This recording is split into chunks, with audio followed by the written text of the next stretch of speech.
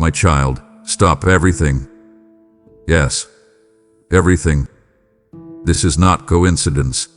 It is a divine interception. I must speak to you immediately. Not later, not when it's convenient, not after the noise fades. Right now, in this exact moment, with heaven leaning close and your spirit on the edge of awakening. I have something to release into you that cannot wait. Your next chapter, your next breakthrough, your next instruction hinges on this now word. Because this is not just another video. This is your visitation. I'm speaking directly, prophetically, and personally. Not to impress you, but to ignite you. Don't let this moment pass. Don't let distraction steal your word. Every second matters. There is revelation in the middle, deliverance near the end, and a divine charge waiting to land in your spirit. So, I need you to stop, not just with your hands or your schedule, but with your soul. Yes, I'm asking for the deepest stillness, the kind of stillness that unnerves the flesh but awakens the spirit. I must speak to you now, not tomorrow, not when you feel more spiritual, not when life settles down, but now. The urgency in my voice is not born of panic. I am not shaken by time. I am not driven by chaos. I am the author of peace, and yet I speak to you with a tone of holy immediacy because something eternal is unfolding in the atmosphere around your life, and your heart is finally quiet enough to hear the whisper I've been carrying. You were not drawn to this moment by curiosity. This is divine orchestration.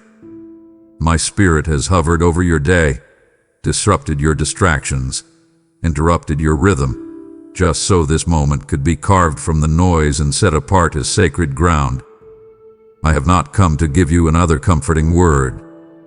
I have not come to repeat what you already know. I have come to pierce through the crust that grief and weariness have wrapped around your inner ear. I must get through. I must speak now. Because what I have to say will redirect your path in ways that human logic cannot map. This is not correction. This is commissioning. This is not just a word. It is an impartation. A spiritual infusion designed to awaken the parts of you that have been waiting in the shadows of silence. Heaven is leaning in with urgency and purpose, and you, my child, are at the center of what I'm about to release. You see, beloved, there are moments in your life where my voice doesn't just encourage, it reconfigures. This is one of those moments. You've been asking, Lord, just show me what to do. And I've watched you scan the horizon for signs, for signals, for something external to give you the confidence to take your next step. But I didn't send thunder.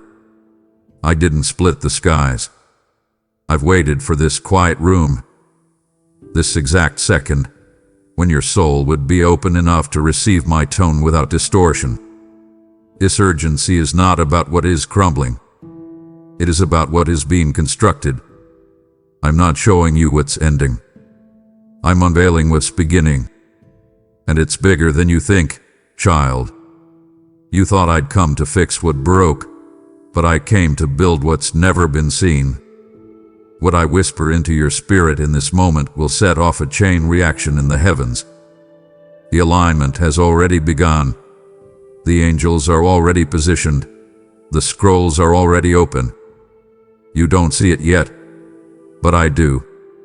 That's why I must speak. I must awaken what your battles tried to bury. The urgency in my voice is the sound of your assignment coming into view. I need you present. Not distracted, not analyzing, present, because what you do with this moment will echo in places your feet haven't touched yet. I'm not leaning toward you with threat, I'm leaning in with fire, the fire of purpose, the fire of destiny, the fire that says, I am not done with you. Stop right where you are. This word is not a suggestion, it is a summons. I must speak.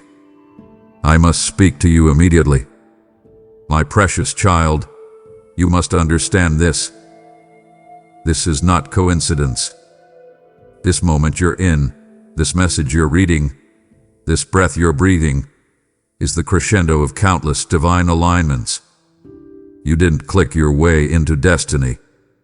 You were carried here by my orchestration, gently, fiercely, intentionally. I didn't wait for you to figure it all out. I pulled the thread of your spirit through sleepless nights, through lonely prayers, through broken hallelujahs, and into this precise second where the atmosphere around you is now dripping with revelation. You did not stumble into my presence, you were summoned. Summoned like Moses to the burning bush. Summoned like Esther to the king's court. Summoned like Samuel in the quiet night. The world called it a coincidence, but heaven calls it convergence. This is the second your soul has been unknowingly trained to carry. Your resistance didn't disqualify you. Your questions didn't dissuade me. I knew you reached this moment breathless, but ready. I watched you bleed in silence and still press forward with trembling faith. You thought you were surviving, but I was shaping, sculpting, sanctifying. Every step that seemed random, every delay that seemed cruel, every shut door that made you wonder if I'd abandon you, it all built the soil of this holy second. This isn't just a word. This is a war cry. This is not casual comfort. This is covenant confirmation. The weight in your chest right now. That's your spirit recognizing the sound of my footsteps. I'm here. And I'm not whispering to your surface. I'm summoning your spirit. I have hidden this moment in plain sight until now, because what I'm releasing into your life in this hour could not be handled prematurely. I know how others have tried to speak into you. I know how you've listened to diluted voices with good intentions, but no authority. But this is different. This is me, your Father, your Creator, the one who wrote your name in fire before your bones were formed. I summoned you not because you were ready, but because I declared you prepared. There is a difference. Readiness is how you feel. Preparedness is what I declare.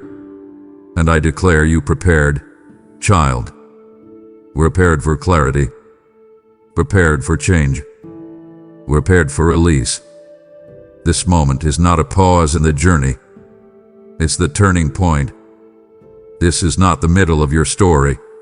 It is the hinge. The axis.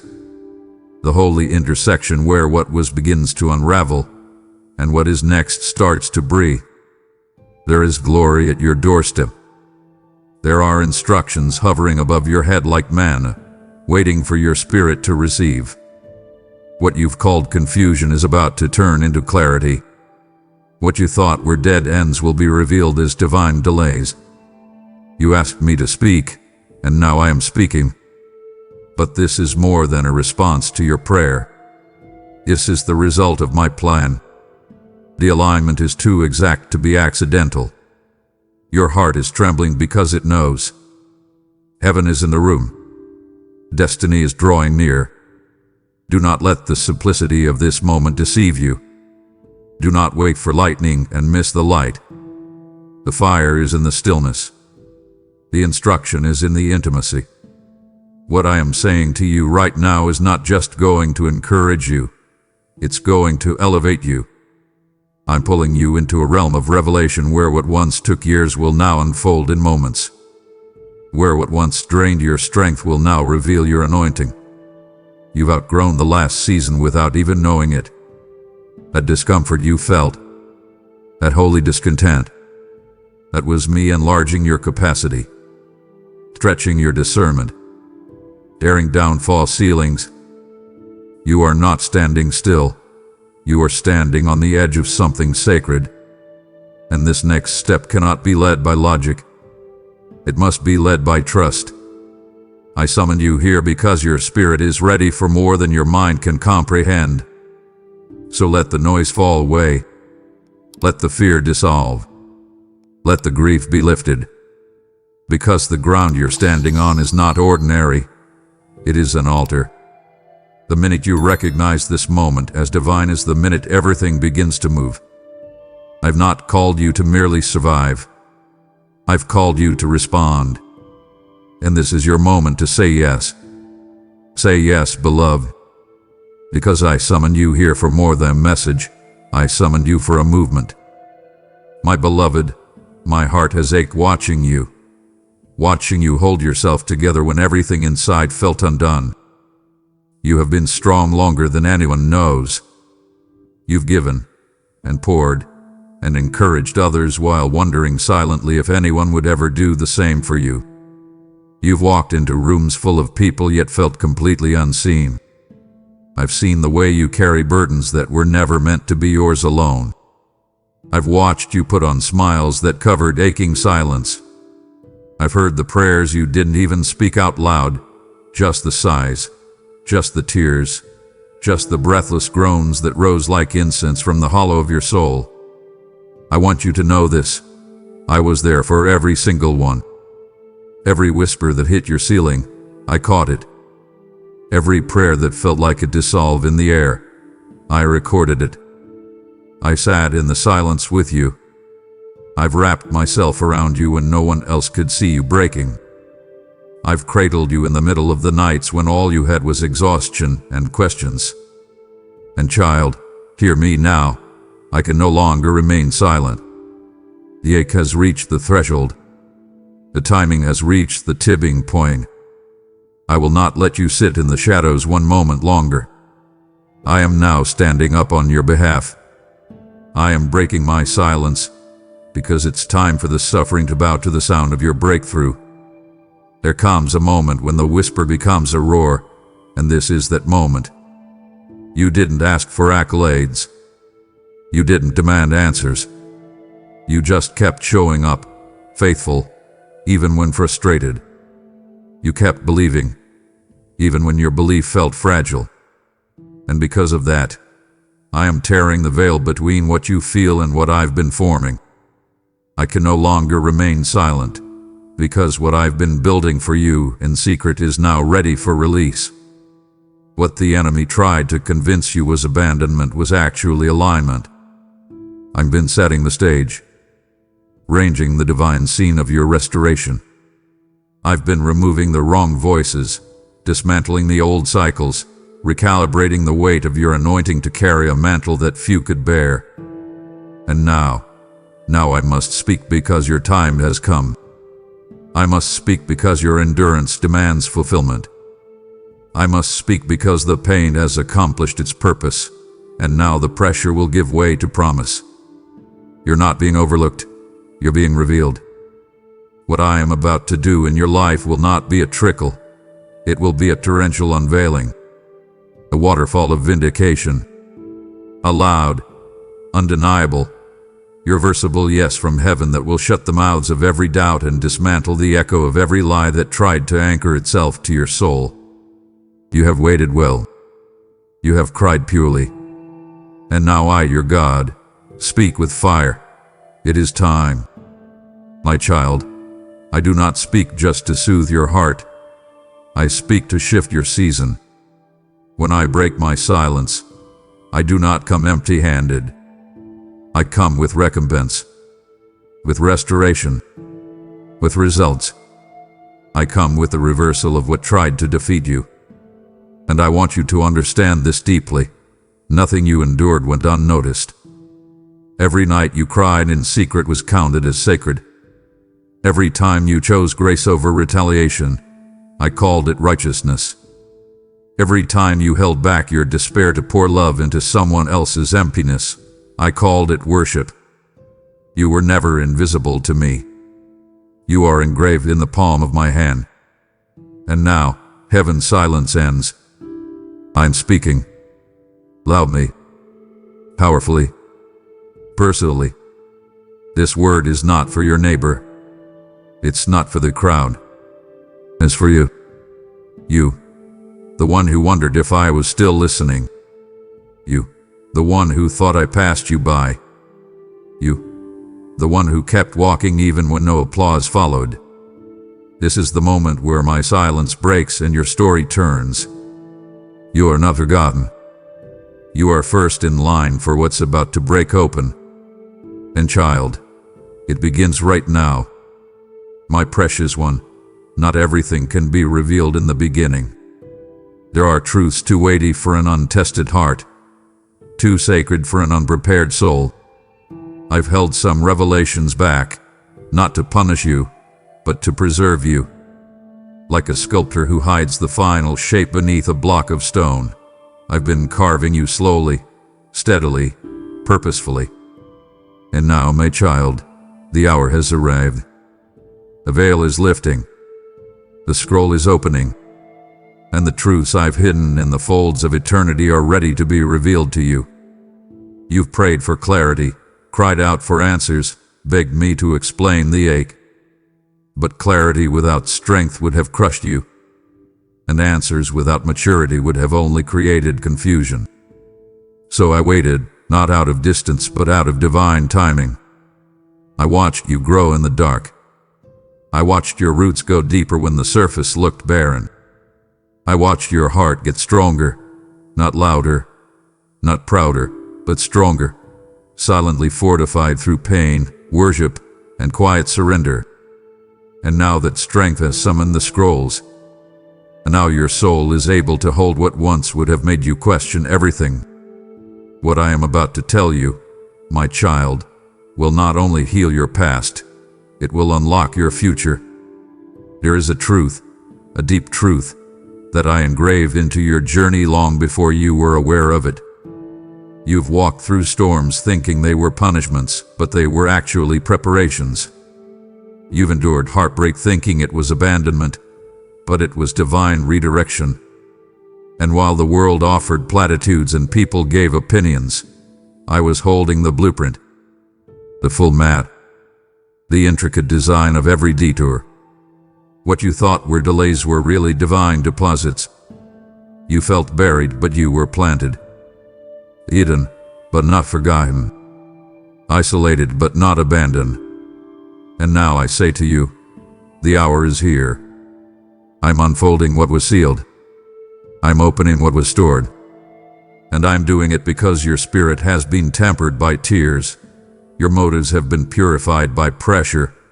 And your hands, oh, your hands, are finally empty enough to receive. You had to let go of what you thought you needed so I could give you what you were born for. This moment is not a coincidence. It is the intersection of your hunger and my holiness. I am not feeding your ego. I am fulfilling your essence. And what I reveal in this hour will not only make sense of the journey, it will ignite the next chapter of your calling. And child, listen to me clearly.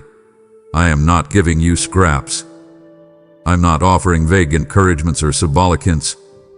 I am speaking in thunder and tenderness, in fire and stillness, because what I am revealing now will reorder the architecture of your understanding.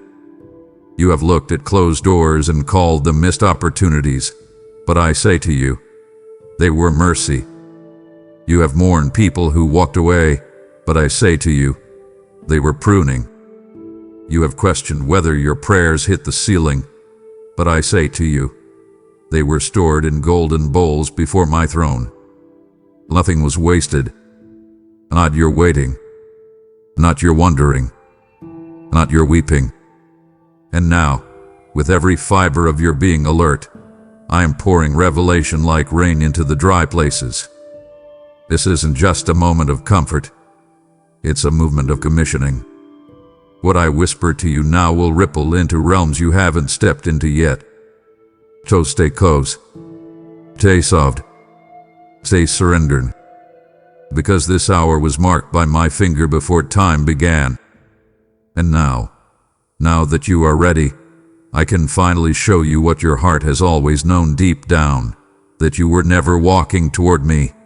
I was always walking with you. That trembling in your chest right now, the subtle shaking in your spirit, the almost unbearable awareness rising in your heart. It's not fear. It's not nervousness. It's not confusion. It's recognition. Your soul remembers me. Long before your mind could name it, your spirit knew the sound of my presence. And right now, my child, your whole being is resonating with the reality of what's happening. I am here. Not symbolically, not theoretically, literally. I have stepped into your space with fullness and fire, and your soul is responding. What you're feeling is not just emotion, it's holy collision. The weight you feel pressing on your atmosphere is the glory of my nearness, the gravity of my intention. I am not brushing past you. I am enveloping you. I've stepped into your breath, your thoughts, your room.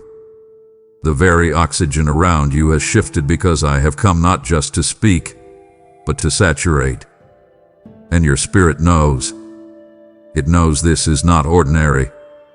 It knows this is sacred. It's trembling. It's your soul recognizing that heaven just made contact with earth. This is what happens when the divine touches the desperate. When eternity breaks into time with purpose too heavy to be explained but too holy to be denied. You've longed for this encounter, though you didn't always know how to articulate it. You asked me to come near, and now that I'm here, your body can barely contain the weight of my presence. But don't fear the trembling. Embrace it. It is proof that your spirit is still alive, still sensitive, still tethered to me despite everything you've endured. Many walk numb through holy moments, but not you. You are still tender, still open, still able to sense the shift. That alone is a miracle. And it's why I've chosen to reveal myself now, not with noise, but with nearness. I'm not coming in a whirlwind today.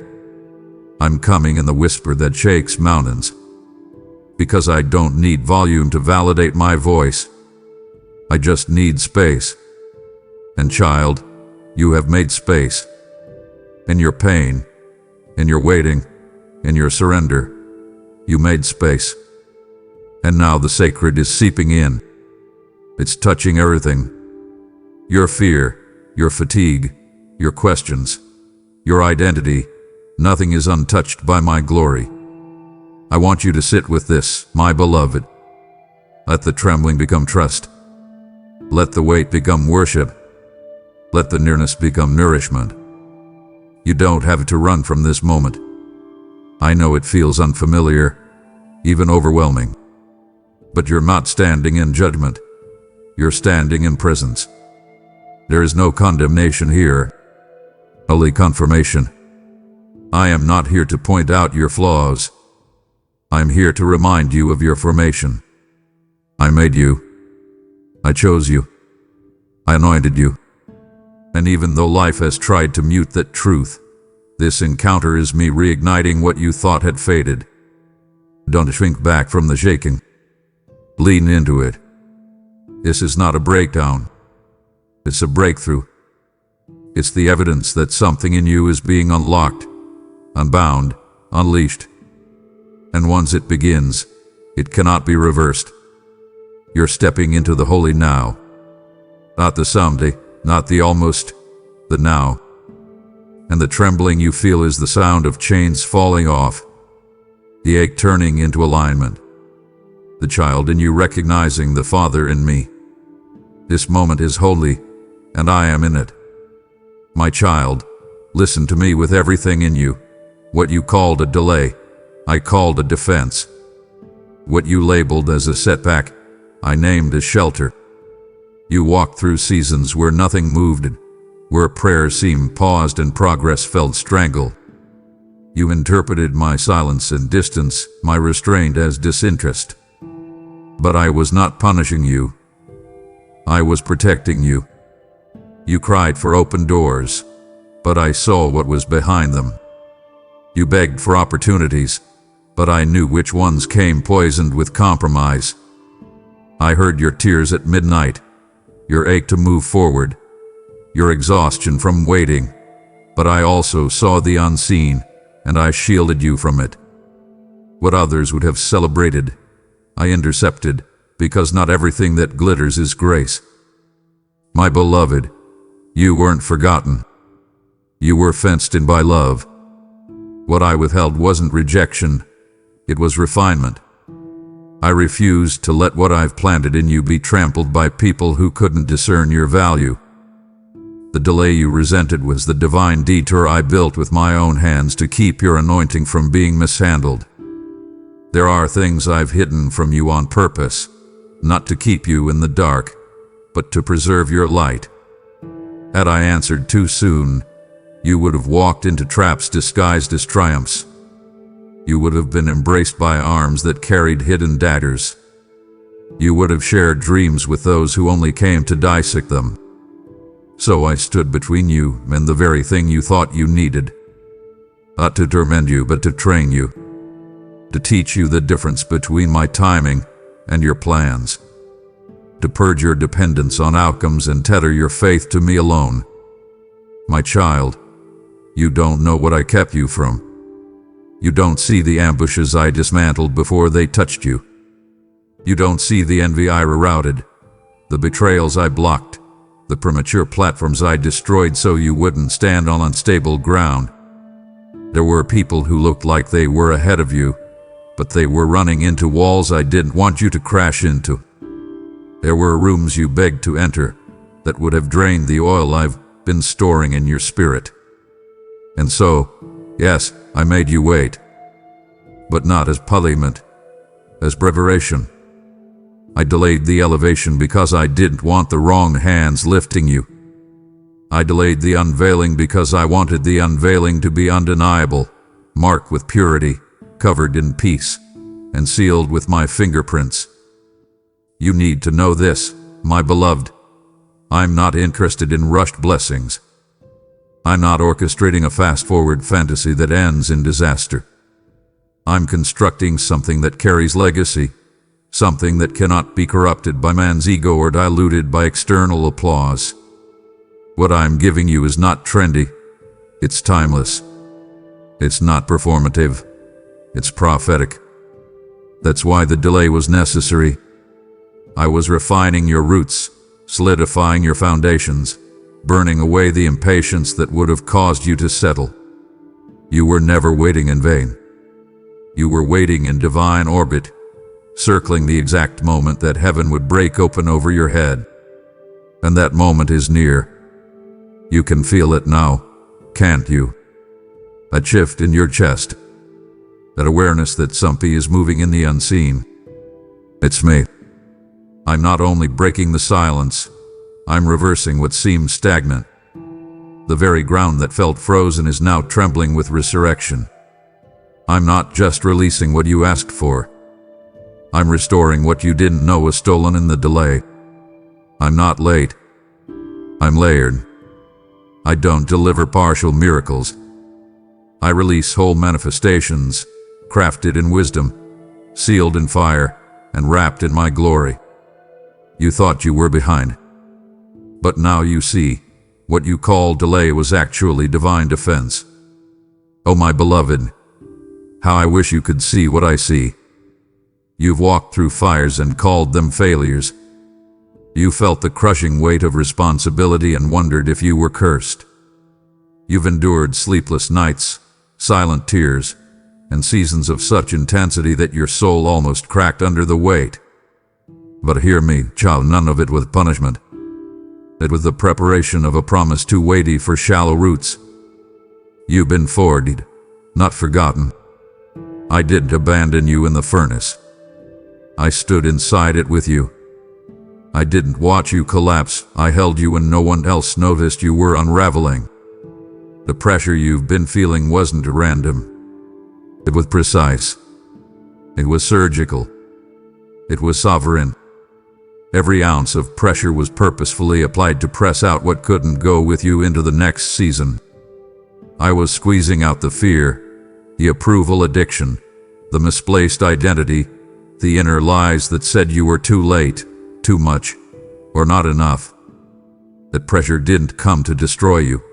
It came to define you. It came to shape you into someone who doesn't just carry calling, but carries character. You see, gold isn't forged in quiet rooms. Diamonds don't form in soft soil. Oil isn't released without crushing. And you, my precious one, are more valuable than all three. I let the pressure increase, not because I was angry with you, but because I trusted you. Yes, you read that right. I trusted you. I trusted your heart to stay tender even when your strength felt gone. I trusted your spirit to keep reaching when your flesh was exhausted. I trusted that you would hold on to me even when the silence screamed louder than the promises. And you did. You stayed. You wept, but you worried. You questioned, but you didn't quit. You trembled, but you trusted. And now, because of that, the pressure has produced something precious. A depth that can't be faked. A strength that can't be stolen. A faith that isn't propped up by feelings but anchored in fire-tested intimacy. I know the world didn't see it. I know you thought no one noticed. But heaven noticed. I noticed. And not one tear, not one sigh, not one gasp of hope in the dark went unnoticed by me. You've been seen. You've been forged. And now, beloved, you're about to be revealed. And let me say this clearly, I do not waste pressure. I never allow it without purpose. What cried you also crowned you. What broke you open also built something unshakable in you. And now, I'm about to extract the oil that pressure produced. I'm about to showcase the power I formed in the furnace. This won't be just another testimony. It will be transformation. I'm not preparing you for a small moment. I'm preparing you for a movement. A mantle. A mandate. And that pressure, it was the proving ground. Others quit in the same fire you walked through. Others lost hope where you clung to me. That's why you're still standing. Not because you had the most talent, but because you had the most tenacity. You believed when there was no evidence. You built when no one clapped. You loved when no one reciprocated. You forgave when it cost you everything. And now the pressure that once seemed to crush you will now announce you. Your next season won't just reflect your perseverance. It will reveal my power. This is why I allowed the pressure. Because I was preparing a platform where only the forged could stand. And child, you're standing now.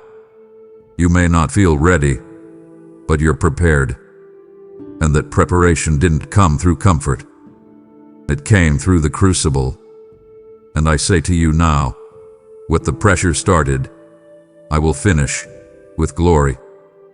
My beloved child, the hour has struck. The appointed time is no longer in the distance. It is at your doorstep, pressing urgently against the door of your spirit, asking to be received. This moment is not just another divine whisper of comfort. It is the sound of my voice breaking the seal over your next assignment. I am not here to merely soothe your soul. I have come to summon it into action. I have carried this word within me, waiting, brooding, protecting it like a flame in the wind, until now. Because what I must reveal cannot be delayed. Not another breath. Not another distraction. Not another excuse wrapped in spiritual language. I am not just encouraging you to keep walking. I am activating what I deposited in you long before you even knew to call it purpose. This next phase of your calling demands a new level of clarity, a deeper surrender, and a fiercer trust. And so I speak now, as one who has loved you too long to leave you unawakened. You asked me to use you. You asked me to show you your purpose. And I, your God, am responding, not with theory, but with thunder. I must unlock this now because destiny will not wait for perfection. It waits for permission. You've asked me to open doors, but I have been waiting for you to open your soul wide enough to walk through them without dragging your past along. The dreams I've placed in you aren't dormant. They are divine. They are living blueprints encoded into your DNA, etched into your essence before time began. But dreams without direction become burdens. And so I'm speaking with urgency because the direction is here, and the delay in acting upon it could cost more than you realize. This is not meant to terrify you. It's meant to fortify you. I'm not rushing you, I'm revealing that the time you've waited for is now rushing toward you. Heaven is moving. The clock of your calling has struck alignment, and what I must release into your awareness today will change the shape of your next steps. No more wandering. No more partial surrender. This is the hour of divine deployment. I'm not just nudging your spirit, I'm launching it. You've been faithful with a little, but now I'm entrusting you with a weighty. With assignments that break generational chains, with words that pierce atmospheres, with authority that you did not earn but that I have authorized. And I'm not asking you to understand every detail before you obey. I'm asking you to move when I move, to speak when I speak, to go where I lead without waiting for confirmation from people who were never called to carry what you're carrying. I've hidden your next phase behind the veil of obedience, because only those who follow without full explanation can be trusted with full elevation. You've been faithful in the fog, and now I am unveiling the path. But you must take it. You must respond. I am activating you, not based on your perfection, but on your posture, your willingness to say yes, your decision to stop shrinking back, your resolve to walk in boldness even while trembling. That is what I'm anointing. That is what I'm unlocking. And that is why I could not wait any longer to speak this to you. Oh, how I've watched you through the silence, my precious one. I saw you search the skies for a sign. I heard your cries echo in rooms no one else entered. I witnessed the ache in your eyes when answers didn't come. You thought I had turned away, thought I had gone quiet without cause. But child, my silence was not absence. It was protection. You've been so conditioned to equate noise with progress and answers with visibility. But I work in the quiet. I guard in the stillness. I shield in the silence. Every time you thought I was distant, I was actually defending you. The doors that didn't open were not missed opportunities. They were walls of mercy. The rooms that ignored your presence weren't rejections. They were redirections. I couldn't let your name rise in places that would have corrupted your identity. I couldn't let applause from the wrong crowd seduce you into performing for platforms I never assigned you to. So I kept you hidden, not because you weren't worthy, but because your worth was too high to be handed to the unqualified.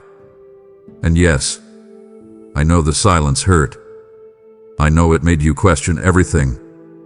I know it tested your faith in ways no one else could see. But that hiddenness, it made you holy. That quiet space, it became your training ground. While others celebrated noise, you learned to discern nuance. While others posted highlights, you pressed into intimacy. While others chased platforms, you built altars. And now, because of that, you carry a weight that cannot be duplicated by popularity. The silence purified your motives. It dismantled your ego. It killed off the craving for man's validation. And it established a foundation that is now strong enough to hold what I'm about to build.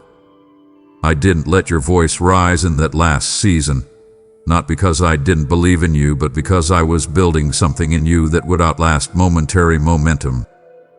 You've been refined by obscurity, and that refining is the reason the unveiling is now possible. I've kept your name off the lips of the wrong people so I could place it on the scrolls of destiny at the right time. Child, you were not being ignored. You were being insulated.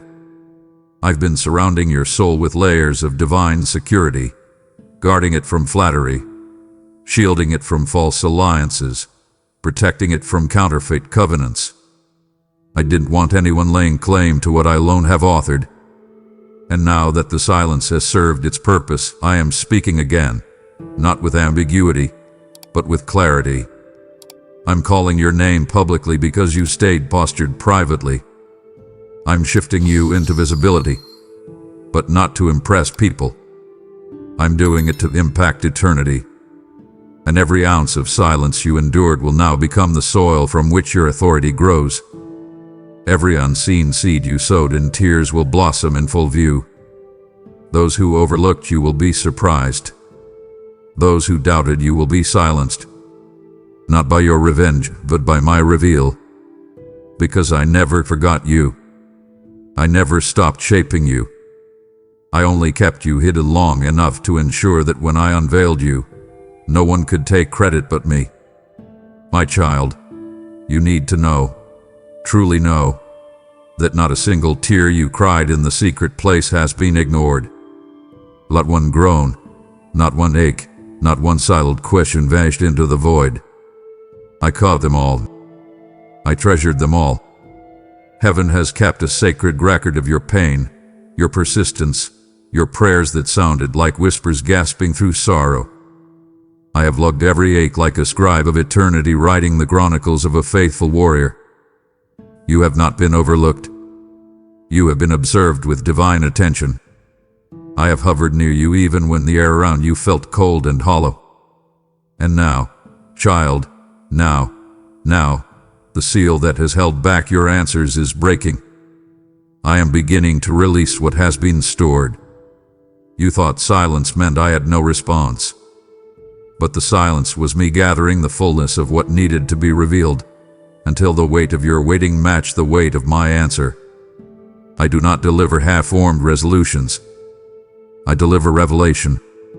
And I am releasing it now like a river uncorked from eternity, washing over every dry, cracked place in your soul. Yes, I saw you when you prayed and heard nothing in return.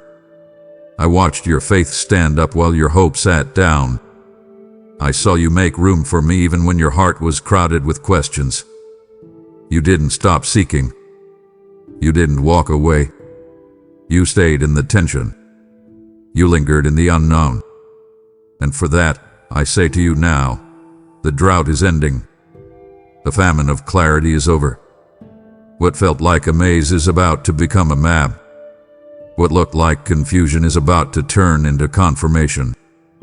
I am not just releasing information. I am unveiling insight.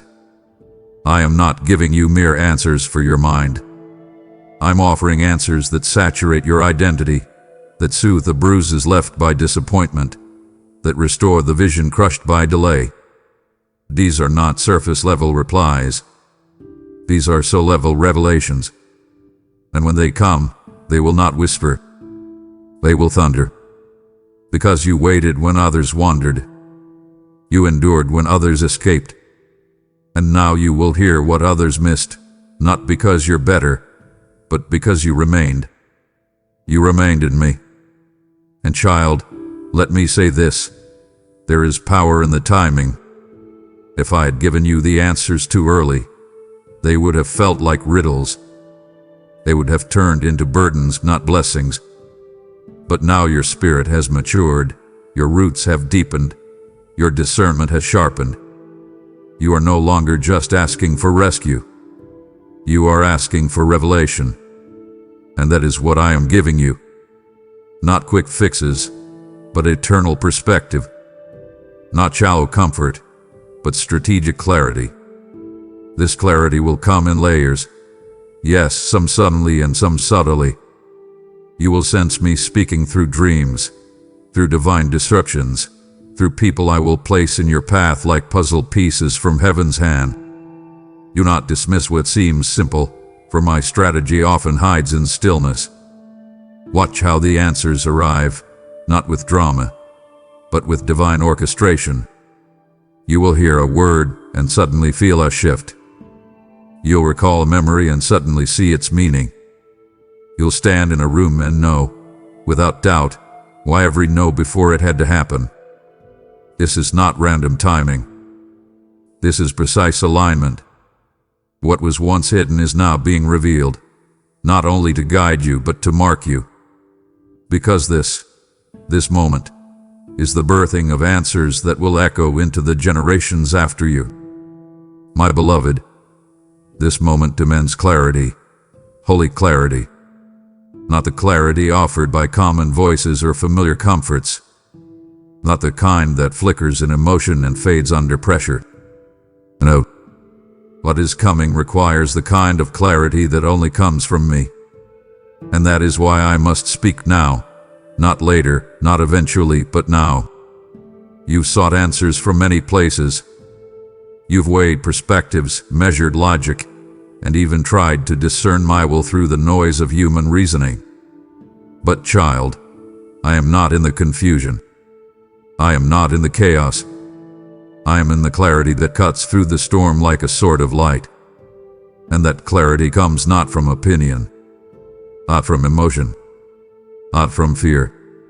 It flows from my voice alone, the voice that called galaxies into being, the voice that whispers peace into war-torn hearts, the voice that still knows your name in the dark. I must speak now because clarity delayed becomes vulnerability. And I love you too much to let you remain vulnerable to deception wrapped in partial truth. You are stepping into territory that demands discernment, territory marked by divine opportunity and demonic distraction. And the line between the two will not always be obvious. There will be paths that look right but lead to exhaustion. People that sound anointed but carry hidden agendas. Choices that feel familiar but are laced with compromise.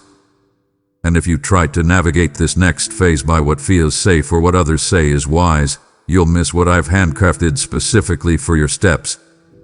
My child, the season ahead is one of precision. Not performance. Not popularity.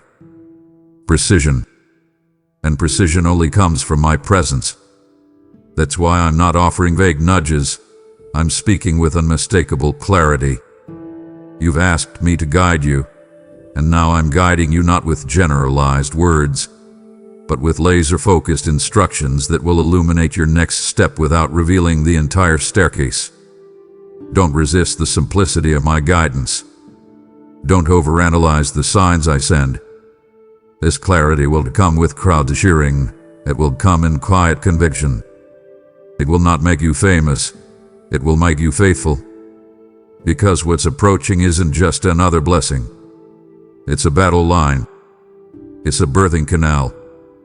It's a breakthrough disguised as burden. This is why I need your ear sharp, your heart undivided, your spirit awake.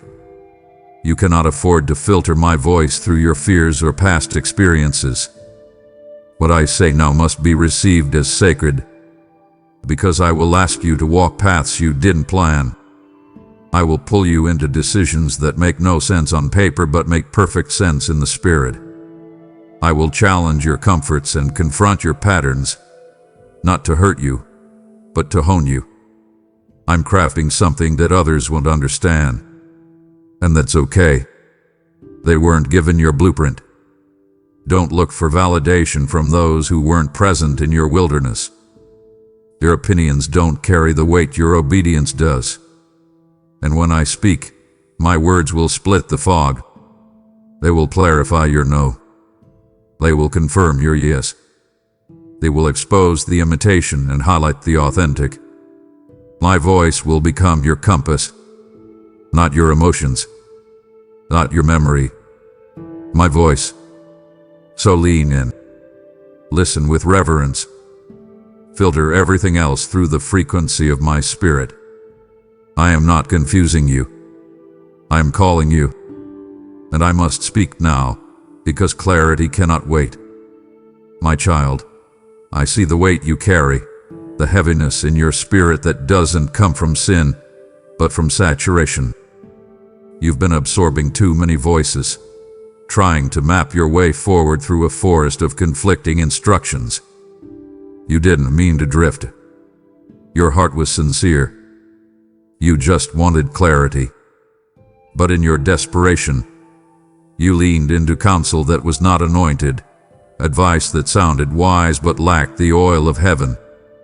You've listened to opinions wrapped in love but void of discernment. You've consulted with broken compasses, people whose directions were formed out of fear, not faith.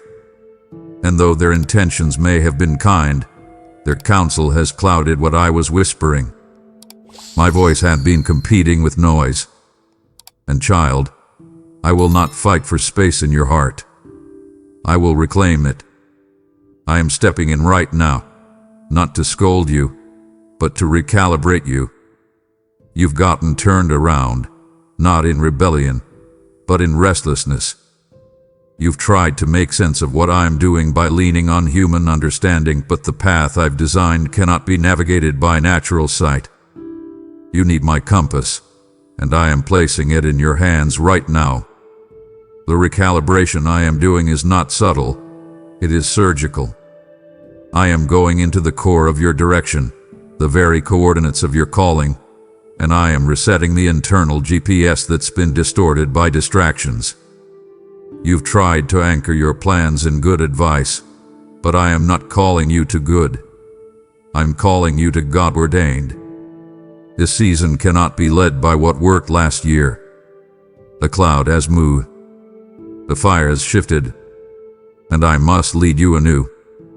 My voice is sharper than ever, not because I've changed, but because the path ahead requires sharper obedience. Where you're going, clarity is not a luxury, it is a lifeline. And I will not let you wander through the wilderness of everyone else's expectations. I am removing the residue of confusion from your heart. I'm draining the noise that has diluted your focus. And I am doing this because what I am about to build through you requires full alignment. I won't let what I've planted be poisoned by second-hand opinions.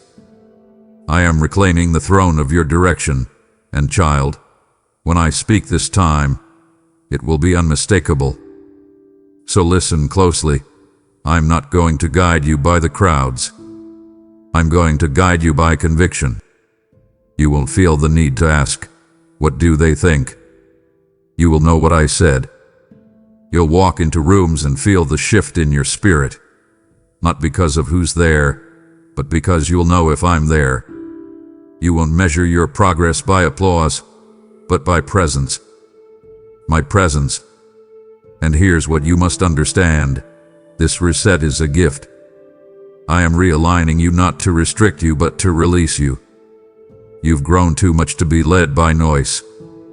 You've been marked too deeply to follow trends. You are not common. You are called. And I am setting your eyes like flint, focused, unwavering, drenched in divine discernment.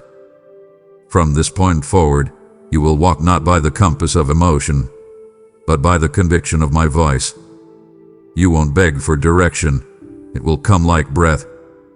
I will whisper, and you will move. I will tug, and you will turn. This is not a reset to bring you back to square one. This is a recalibration to launch you forward in power, purpose, and precision. You've heard me speak urgently. I must speak to you immediately, and now I call you to act prophetically. My child, the word you just received isn't just for you, it's a flame meant to set others free. When you give, whether through a super thanks, membership, or the PayPal link below, you are sowing into my global harvest. You are releasing oil that fuels the fire of my message, reaching hearts you may never meet, but whose eternity will be changed by what you carry. Did I not say in my word, he who refreshes others will himself be refreshed? Proverbs 11:25. Right now, I stir you not to hesitation, but to holy action. Your seed will be met with my multiplying hand, pressed down, shaken together, overflowing. Luke 6:38. Move now. Give into this word, and watch what I pour back into your life. My child, I see how your heart races. I see the urgency in your thoughts, the quickened pace of your spirit that you've mistaken for anxiety. But listen to me. What you're feeling is not fear. It's not panic. It is divine alignment waking up inside of you. That stirring in your chest, that holy tension in your belly, that ache that feels like something's about to burst, is not pressure from the world. It is pulling from the throne room. You are standing in the gravitational field of heaven's next move. And your body, your soul, your spirit, all of it is responding. Don't resist it. Don't numb it. Don't call it stress. Don't try to fix it with distractions or hide it under busyness. This is not something to escape. It's something to embrace. This urgency is sacred. It is my spirit realigning the tectonic plates of your inner life, making room for what hath been long prophesied, but not yet released. This is not a warning. It's an invitation. I am shifting you, not because you are behind, but because you are ready. And yes, I know it feels uncomfortable. Realignment always does. You're letting go of what once felt like stability, but it was actually stagnation. You're releasing strategies that worked in previous seasons, but now feel lifeless. You're grieving old rhythms even while sensing new ones knocking. That's because you're transitioning from striving to surrender. For so long, you thought breakthrough would come by force, by effort, by control, by doing more. But what I'm about to do in your life will not be born of striving. It will come through surrender. Deep, holy, heart-trembling surrender. The kind of surrender that says, God, even if I don't understand it, I trust you. Even if I can't trace you, I'll still obey. I don't need you to manufacture movement. I need you to yield to my momentum. What I am building now requires your yes, not your hustle.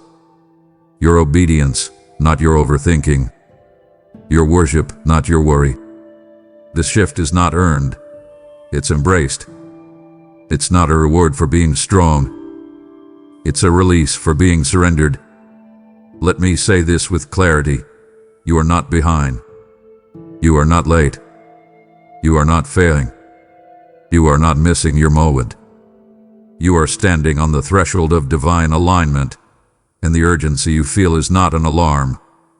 It's the sound of heaven opening doors you didn't knock on.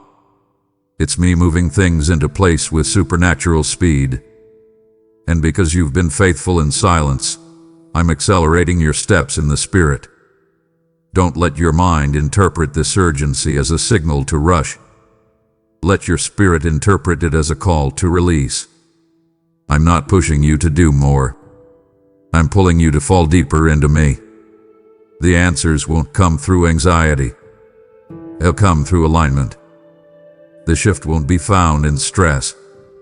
It will be discovered in surrender. Let go of the reins. I never called you to drive this. I called you to follow. This next wave will not rise on your strength. It will rise on your yielding. And child, once you yield, once you release the grip and open your hands, you will feel the winds of heaven push you into places you could never have reached on your own. This urgency is me drawing near. This alignment is me taking the lead. So stop striving. Start surrendering. Because the shift has already begun. My beloved, I hear you. I've heard every time you've asked, when, Lord?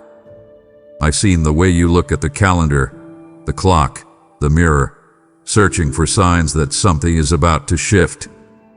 You've asked again and again, when will it happen? When will the promise come? When will the struggle ease? You've watched others receive what looks like their moment, and you've wondered if I skipped over you. You've been faithful, you've been patient, and still, the silence stretches like an unanswered prayer echoing in an empty room. But listen to me, child. Your question is valid, but it's incomplete. What you should be asking isn't when will it happen. The real question is, are you prepared to receive it when it does? Because I've already declared the outcome. The manifestation is not the mystery. The preparation of your soul, that's the part we're working through now. What's coming to you is too weighty to be handled with shallow faith. It requires a depth you didn't know you needed until you faced delay. You thought the weight was me withholding, but it was me readying. I have already spoken the word. It's sealed. It's done. Heaven isn't confused about your destiny. The only question left is, will you rise into the maturity that can sustain what's already been assigned to you? Because I'm not just answering your prayer, I'm releasing a realm. And realms require responsibility. You've asked for overflow, but have you surrendered the old containers that can't hold the new oil?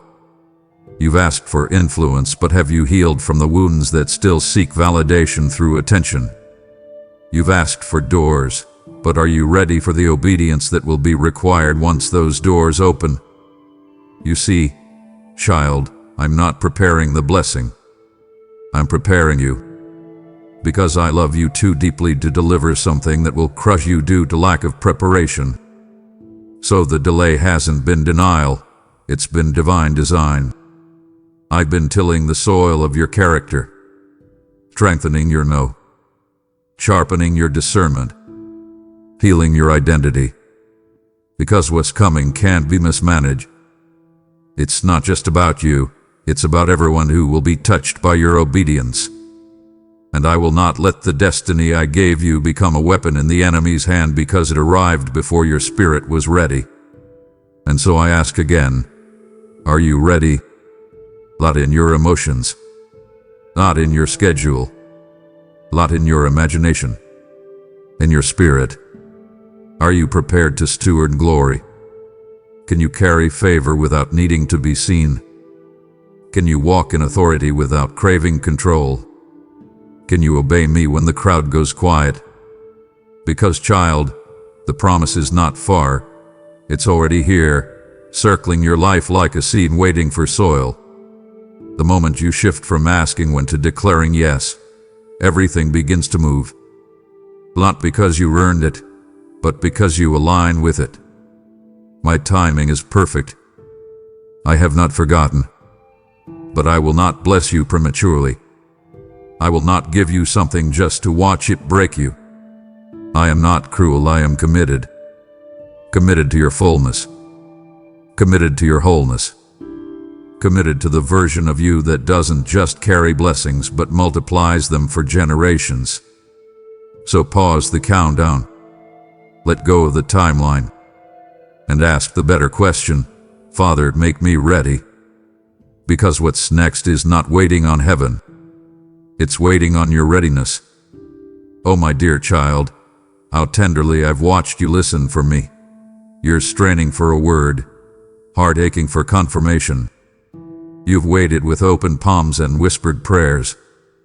You've cried in the middle of the night and stared into the silence hoping it would speak back. And when it didn't sound the way you thought it would, you assumed I was absent. But let me say this with the fullness of my presence. I was never silent. I've been speaking to you all along, just not in the language your expectations were tuned to hear. You were listening for lightning, but I was whispering in rain. You wanted a trumpet, but I was threading my words through your tears. I was the ache in your chest that reminded you you're still alive. I was the tug in your spirit when you were about to settle. I was the peace that flooded you out of nowhere, the scripture that found you instead of you finding it, the timing that couldn't be explained. I was in all of it, woven into every moment you thought I was silent. You see, child, I speak in more than syllables. I speak in seasons. I speak in shifts. I speak in divine disruptions and in doors that don't open. I speak in the gut feelings that won't go away.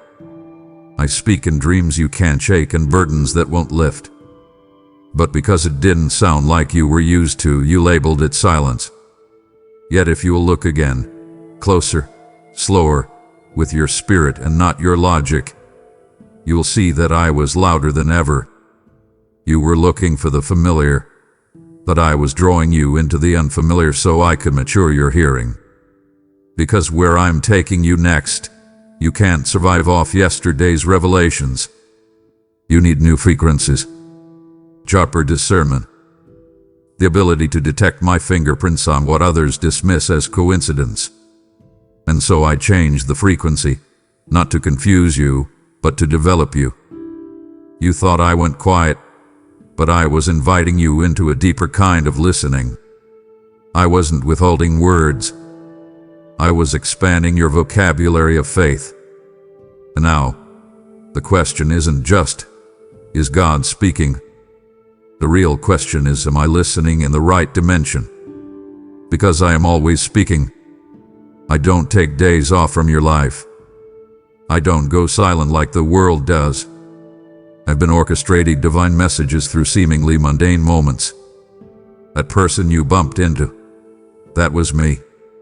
That sudden insight, that was me. That feeling in worship you couldn't explain, that was me. But you've been listening for noise when I've been forming revelation.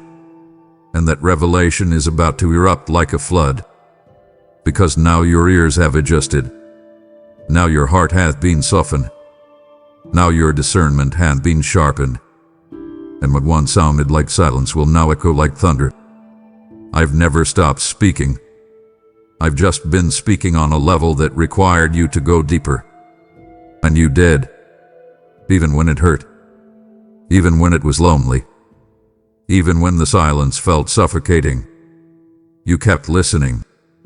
And because of that, my child, your ears are now ready to hear everything I've been saying all along. My cherished child, I want you to understand, when I come, I do not come empty-handed. I do not arrive unprepared or underwhelming. I bring the fullness of heaven with me, the answers you've been waiting for, the assignments you've been pondering, and the unseen, angelic assistance that will stand beside you as you step into your next reason to believe. You thought I might appear as a sudden feeling, a fleeting moment, a casual whisper. But no, I come weighted with purpose. Imagine a king arriving not with empty hands, but with scrolls of instruction, keys to doors, and messengers at his side. That is me now, standing before you in the courtyard of your spirit, laden with what your soul has been longing for. Everything you've asked for in hidden tears and unheard prayers, I'm holding in my hand, ready to release.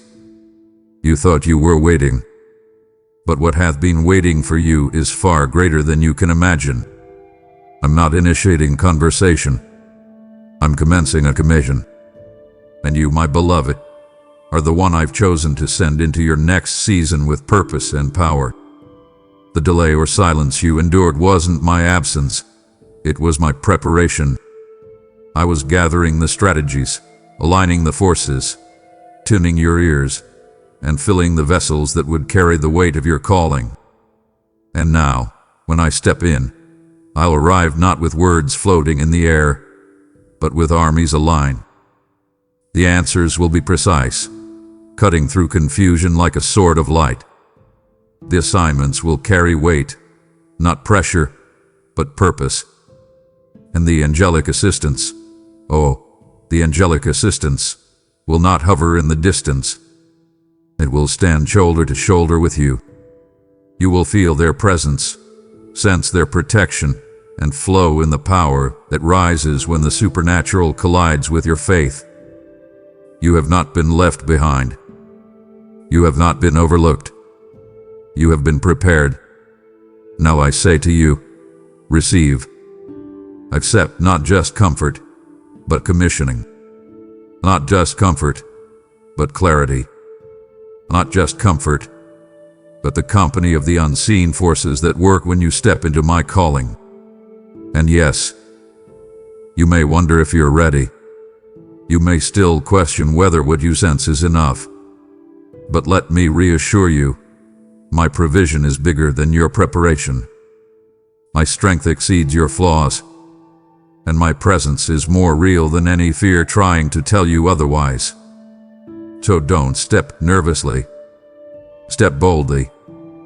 not because of your courage, but because of my power coming with you. You are not alone. You never were. And what I place in your hand now will change how you walk forward. It will shift atmospheres, unlock doors, and pave paths you thought were impossible. Trust that what I bring is not the beginning of more confusion, but the beginning of clarity. Not the beginning of another question, but the beginning of the answer. So reach up and take it, my assignment, my anointing, my angels, my word, my power. Because today I'm not just speaking into your life, I'm sending you. And you will not walk it alone. My beloved child, I see the fog in your mind, the way thoughts swirl when you try to decide, the heaviness in your chest when clarity slips just beyond your grasp. You've wrestled with confusion. You thought it was from weariness, from lack of focus, from the weight of too many expectations. But child, what you faced wasn't just emotional, it was spiritual interference. It was a strategy engineered to slow you, to cloud what I spoke, to blur what is from what is not. The enemy can't handle your destiny, so he throws distractions, doubts, and delays at you to derail you. He counts on the fog to weaken your permission to operate in my clarity. But I am clearing the fog. I am sending a wind into the atmosphere of confusion that will blow clarity back into place. When my spirit moves, storms flee, ghosts dissipate, and the mind can rest in the quiet bone-deep conviction that I am speaking. I'm aligning. I am turning this around. You might look at your previous attempts to see my path, studies, plans, confirmations, failures, and feel like you're back at square one. But, child, this is not about starting over. This is about starting fresh. I'm sweeping the battlefield clear. No more lies masquerading as your own thoughts. No more condemnation dressed in accusation. No more silence wearing the costume of abandonment. I'm Incubation. I am illuminating your understanding. You will see your next move like a path carved in light. You will hear direction like a melody tuned to your spirit. The fog hasn't been part of your assignment. It's been a disguise meant to delay your steps. But that disguise is dissolving right now. My voice is rising louder than the lie. My light is penetrating darker clouds. And what felt like murk is becoming miracle formation. What seemed like uncertainty is shifting into unmistakable clarity. Take a breath, my child. Let go of the impulse to fill the time with noise. Let go of the temptation to scan around for security. You will only find it in me. Stand still and watch as I realign your mind and soul. Disassembly of confusion is my work, and I've come for your clarity today.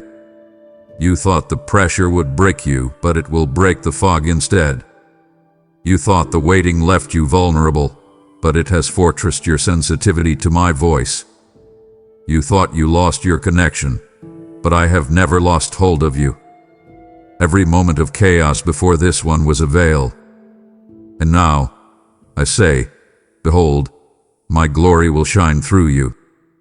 You will walk forward into this next season with vision that cannot be stolen and wisdom that cannot be misread. The interference is broken. The fog is cleared. And you, my beloved, are stepping into clarity. Beloved, it's time we speak plainly, spirit to spirit, truth to truth. I see how long you've been in survival mode. I see how you've adjusted your expectations downward just to manage the weight of disappointment. You've built routines around pain, made peace with lack, called coping contentment when deep down you knew it was compromise. You celebrated crumbs as miracles, not because you lacked faith, but because you didn't believe you were allowed to ask for more. But listen to me now. You were never meant to live a life defined by survival. I did not create you to merely endure. I formed you in my image to reign, not with arrogance, not with worldly ambition, but with spiritual authority, with the dignity of royalty and the fire of a co-heir to my kingdom. I didn't crown you with grace so you could limp through life silently. I crowned you so you could rise. But before you can rise, you have to confront the survival identity that has subtly cloaked itself in false humility. You've worn it like a second skin. This idea that you're being holy by playing small, that you're being meek by avoiding movement. But beloved, I've never called you to invisibility. I've called you to impact, to release what I've poured into you, to shake atmospheres, to bring deliverance through your voice, to carry breakthrough in your very presence. You've been surviving, yes, but that season has expired. Now I am calling you out of survival and into spiritual sovereignty. The throne of grace is not a museum for the weary. It is a command center for my sons and daughters to legislate heaven on earth. And I am reminding you today, you're not just a survivor. You're a sent one. You carry power, not just pain. You house answers, not just aching.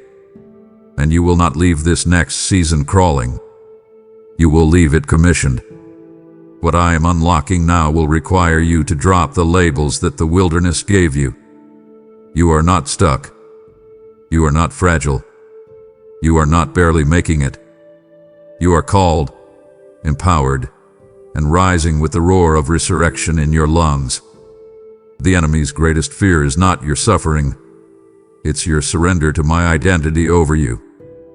Because once you realize who you are in me, you stop asking for scraps and start demanding destiny. You stop living on defense and start operating in divine dominion. I am restoring your roar. I am reigniting your revelation. You will no longer apologize for the power I placed in you. You will no longer tiptoe around blessings I crafted for your hands. You will no longer shrink in the name of patience. My spirit in you is not passive. It is piercing. It's time to rise. Not in pride, but in purpose. Not in noise, but in knowing. And when you rise, child, chains will break, not just in your life, but in the lives of those who have been watching you survive. They've seen your fight. Now they will see your fire. My beloved, listen to me closely. There is not a single part of your past I did not already see when I called you. Not one. I saw the wounds you caused, and the ones that were done to you. I saw the detours, the wrong turns, the nights you gave up on yourself. I saw the bitterness you carried for too long, the habits you couldn't shake, the words you wish you could take back. And still, I chose you. I didn't overlook your history. I included it in my plan. I factored in the failures and I still wrote your name in the blueprint. That's how powerful my grace is. That's how secure my calling is. I didn't call you because you were flawless. I called you because I knew that when my love collided with your brokenness, something glorious would rise. You've been disqualifying yourself for too long, holding your past like a wall between us. But child, I tore down every wall when I stretched my arms on that cross. There is nothing left for you to hide behind. I've seen it all. I still choose you. Stop trying to earn what I already gave. Stop trying to pay penance for a past I've already redeemed. My calling over your life wasn't fragile. It was forged in fire. And I'm not reversing it because you stumbled. I'm redeeming it through your surrender. You think your story is tainted, but I say it's anointed. You think your past disqualifies you, but I say it equips you. You carry scars, yes, but those scars are testimonies, not disqualifiers. They speak of survival, of grace, of a God who never let go. You keep looking for someone with a cleaner record, a better resume, a quieter history. But I specialize in raising the ones nobody saw coming. I crown the Davids in the field. I anoint the Pauls with the criminal past. I lift up the Esthers who were overlooked. And I am lifting you, not in spite of your history, but through it. Because your story, my child, is about to become someone else's freedom. So stop waiting to feel worthy. Stop delaying obedience until you feel less flawed. Worthiness was never the requirement, willingness was. I don't need you to be perfect. I need you to be present. Present in this moment. Present in this assignment. Present in your yes. Because I'm not changing my mind. You can't undo what I ordain. You can't out-sin my sovereignty. I called you, and I meant it. I've held your destiny in my hands while you ran. I've guarded your anointing while you doubted. And now I am calling you to stop running, stop hiding, and step fully into what I've already written. This is your moment. Not after you get it all together. Now. Because I've already seen it all. And I still chose you. Love, come closer. Sit with me in the quiet, and hear this from my heart to yours. You have not been buried. You've been planted. And while the world may have overlooked you, while others moved on without noticing the weight you carry, I have been hiding you in the shadows, not to punish you, but to preserve you. There's a difference between isolation and incubation, and I want you to understand this deeply. I never lost sight of you. I never misplaced you. I've had my hand over you the entire time, shielding, guarding, preparing, refining. Because what I've placed within you cannot be exposed prematurely. If unveiled too soon, it would have been misunderstood, misused, or mishandled. You see, child, I was not hiding you from your destiny. I was hiding you for it. I covered you in silence so that your roots could grow deep enough to sustain the glory that is coming. I wrapped you in divine delay so that no one else could hijack what is holy. The world calls it delay. I call it divine discretion. And I must remind you, I don't do public reveals without private preparation. Before the dove descended on my son in public, he spent 30 years in obscurity. Not because he wasn't ready to shine, but because he was being prepared to carry what no one else could.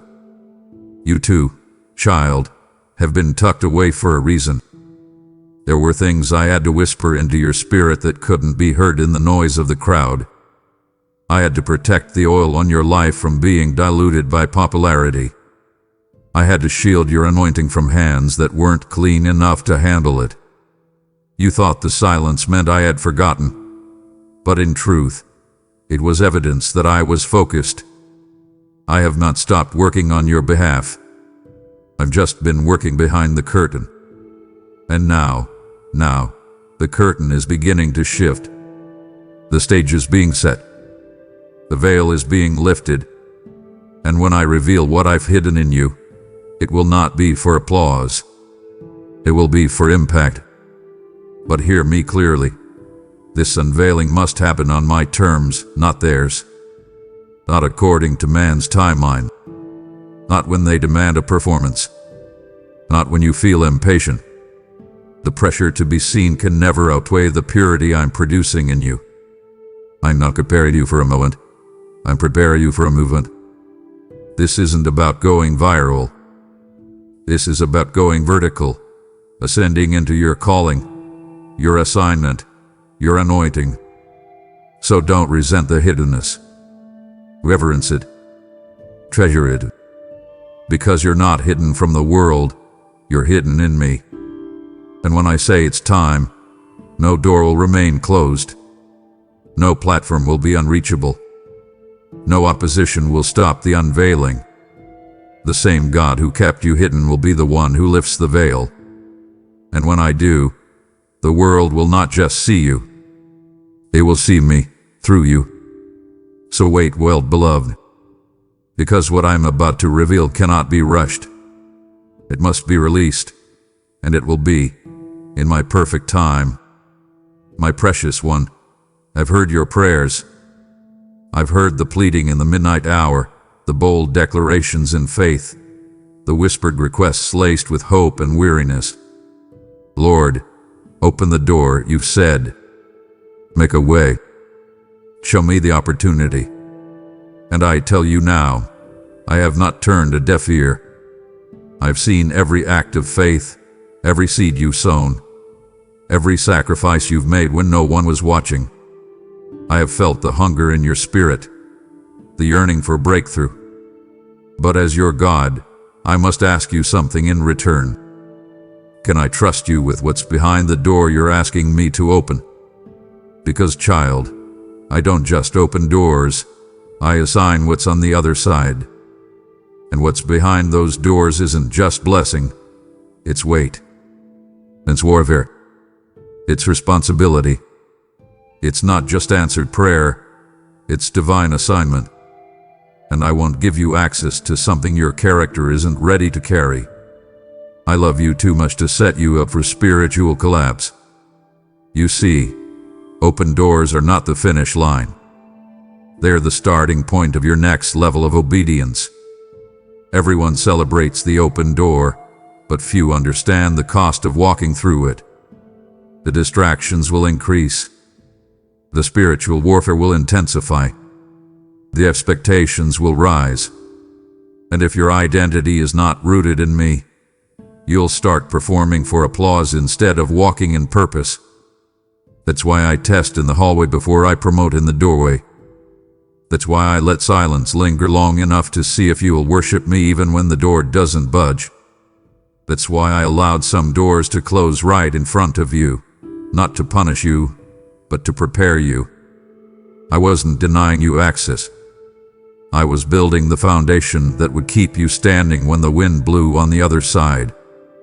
And now I'm looking at your heart, not just your hands. I'm asking, can I trust you with visibility without vanity? With increase without entitlement? With promotion without losing your posture of surrender? Because what's behind these next doors is sacred. These aren't just opportunities. They are assignments sealed in heaven. Rooms you didn't ask for. Platforms you didn't build. Influence you didn't chase, but that I chose to entrust to you. And when I open them, you will walk in with more than favor. You will walk in with fire. You will walk in with the authority of one who's been hidden, forged, and proven. But until then, I am still refining, still shaping, still asking, will you trust my timing as much as you trust my promises? Will you seek my face before you seek the door? Because when I find a heart I can trust, there is no door in heaven or on earth that can stay shut. I'm not just opening what you asked for. I'm opening what you didn't know to ask for. And when I do, it will make sense why I waited. So, my child, prepare not just for the door. Prepare for the depth of what's behind it. Because the door is not the destination. It's the beginning of destiny. My beloved, listen. I've been watching you. Yes, every step, every sigh, every moment you've bowed under the invisible weight pressing on your chest. I've seen the quiet moments when you held it all together for everyone else, thinking, if I don't do it, it will fall apart. I've seen you carry burdens not just of your own making, but of others' expectations, silent guilt, and memories that never seem to rest. You've been walking through life like a warrior with wounds, still standing, yes, but bleeding beneath the armor. And today, I come not to scold you, but to rescue you. You've been carrying more than your portion. You've been carrying shame that was never yours to carry, responsibility that I never assigned, expectations I never spoke. And now, I say this with thunderous love. Lay it down. Give it to me. Right here. Right now. You were never meant to be the savior of everyone around you. That role was never yours to assume. You've internalized the trauma, replayed the failure, held yourself hostage to the what-ifs and should-haves. But I need you to understand, child, there's a difference between stewardship and slavery. And you've crossed the line, believing that overfunctioning is obedience. It is not. It's exhaustion disguised as duty. And I never asked that of you. Yes, you are strong, but you are not meant to be self-sufficient. Yes, you are compassionate, but not to the point of collapsing under the emotional weight of everyone else's brokenness. You were called to be my vessel, not my replacement. And this very moment, is your invitation back into alignment. I want to restore the rhythm of rest in your life. I want to remind you of the freedom that flows from trusting me completely. Now, child, let me speak to that hidden place in your heart, the part that thinks laying it down means you're failing someone, the part that whispers, if I let go, everything will fall apart. Let me tell you something holy. If what you're holding can't survive without you holding it, it was never sustainable to begin with. I am God. I hold it all. You don't have to keep performing, fixing, or earning your worth. I love you before you lifted a finger. I chose you before you did anything useful. And I am not impressed by your exhaustion. I am moved by your surrender. So give me what you've clung to. The regrets, the fears, the people, the pressure. Give me the weight of their expectations, the burden of your perfectionism, the grief that still lingers from years ago. None of it belongs on your shoulders anymore. Not because it doesn't matter, but because it matters so much that only my shoulders can bear it. You will breathe differently when you let go. You will move lighter, hear clear, love deeper. You will laugh again without wondering when the pain will return. This is not about giving up, it's about coming home. I'm restoring balance to your soul. I'm reclaiming space in your spirit where chaos has camped out for too long. And when you release what was never yours to carry, you'll finally be able to carry what I did give you: peace, joy, clarity, purpose. My yoke is easy. My burden is light. Trade me your weight for my wind. You were never meant to drag your way through this journey. You were meant to soar. So lift your hands, child. This is not just a message, it's a transfer. And I'm taking everything now that was never yours to carry again. You've been walking with me line by line, and by now you know. I must speak to you immediately, because souls are hanging in the balance. My word to you is not just meant to comfort, it is meant to commission.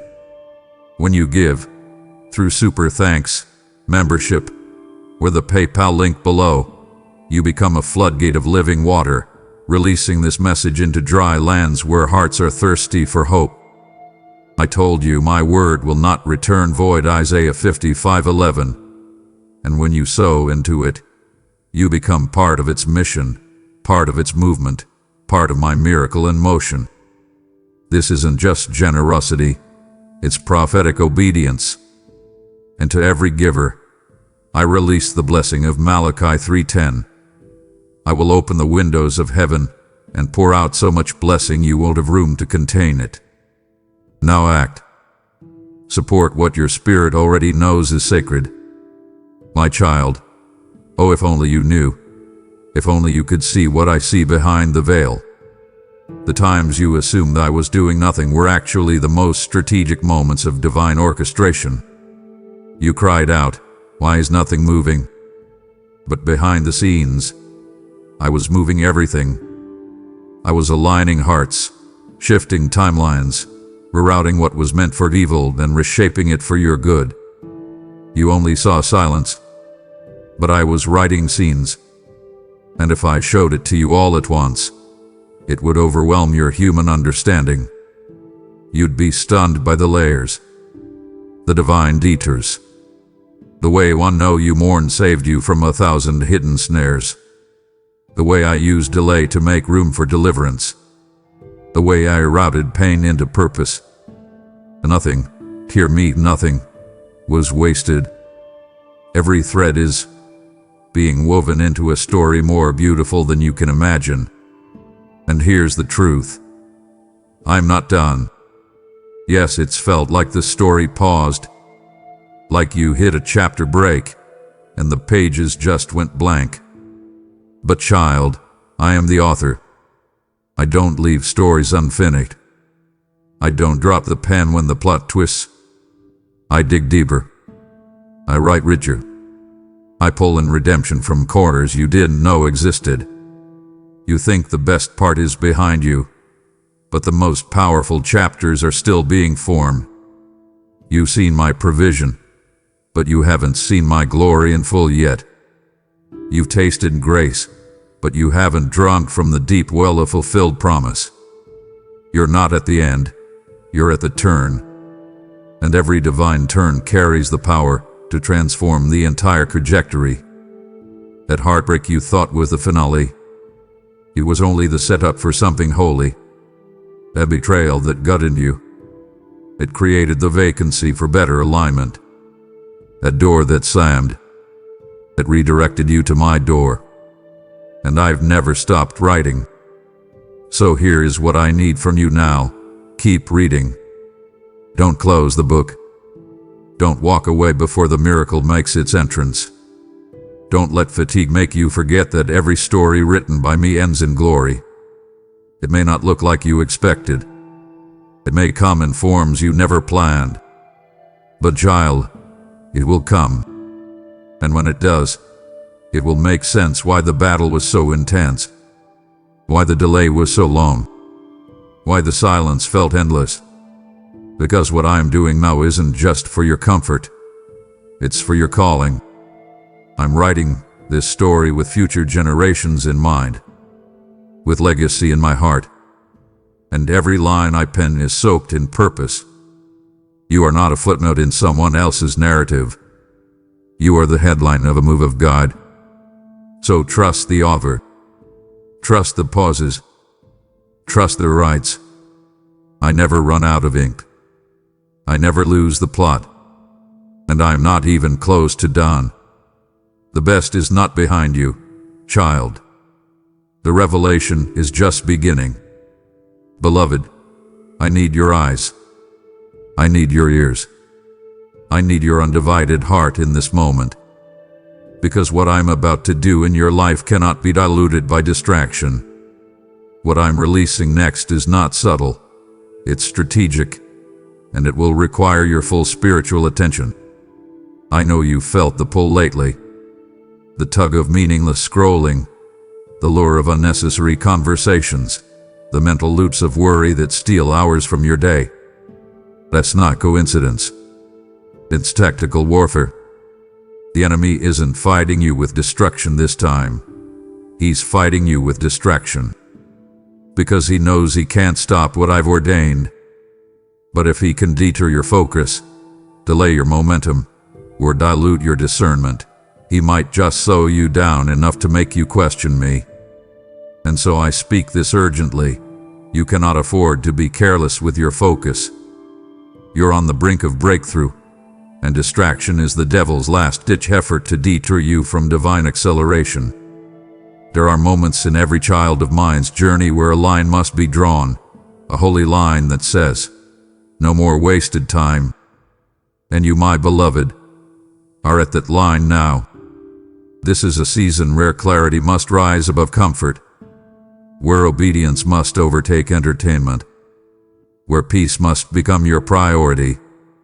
Because where I am taking you next, into deeper revelation, wider influence, and irreversible spiritual shifts, you will not survive on shallow attention. You must learn to fix your eyes like flint.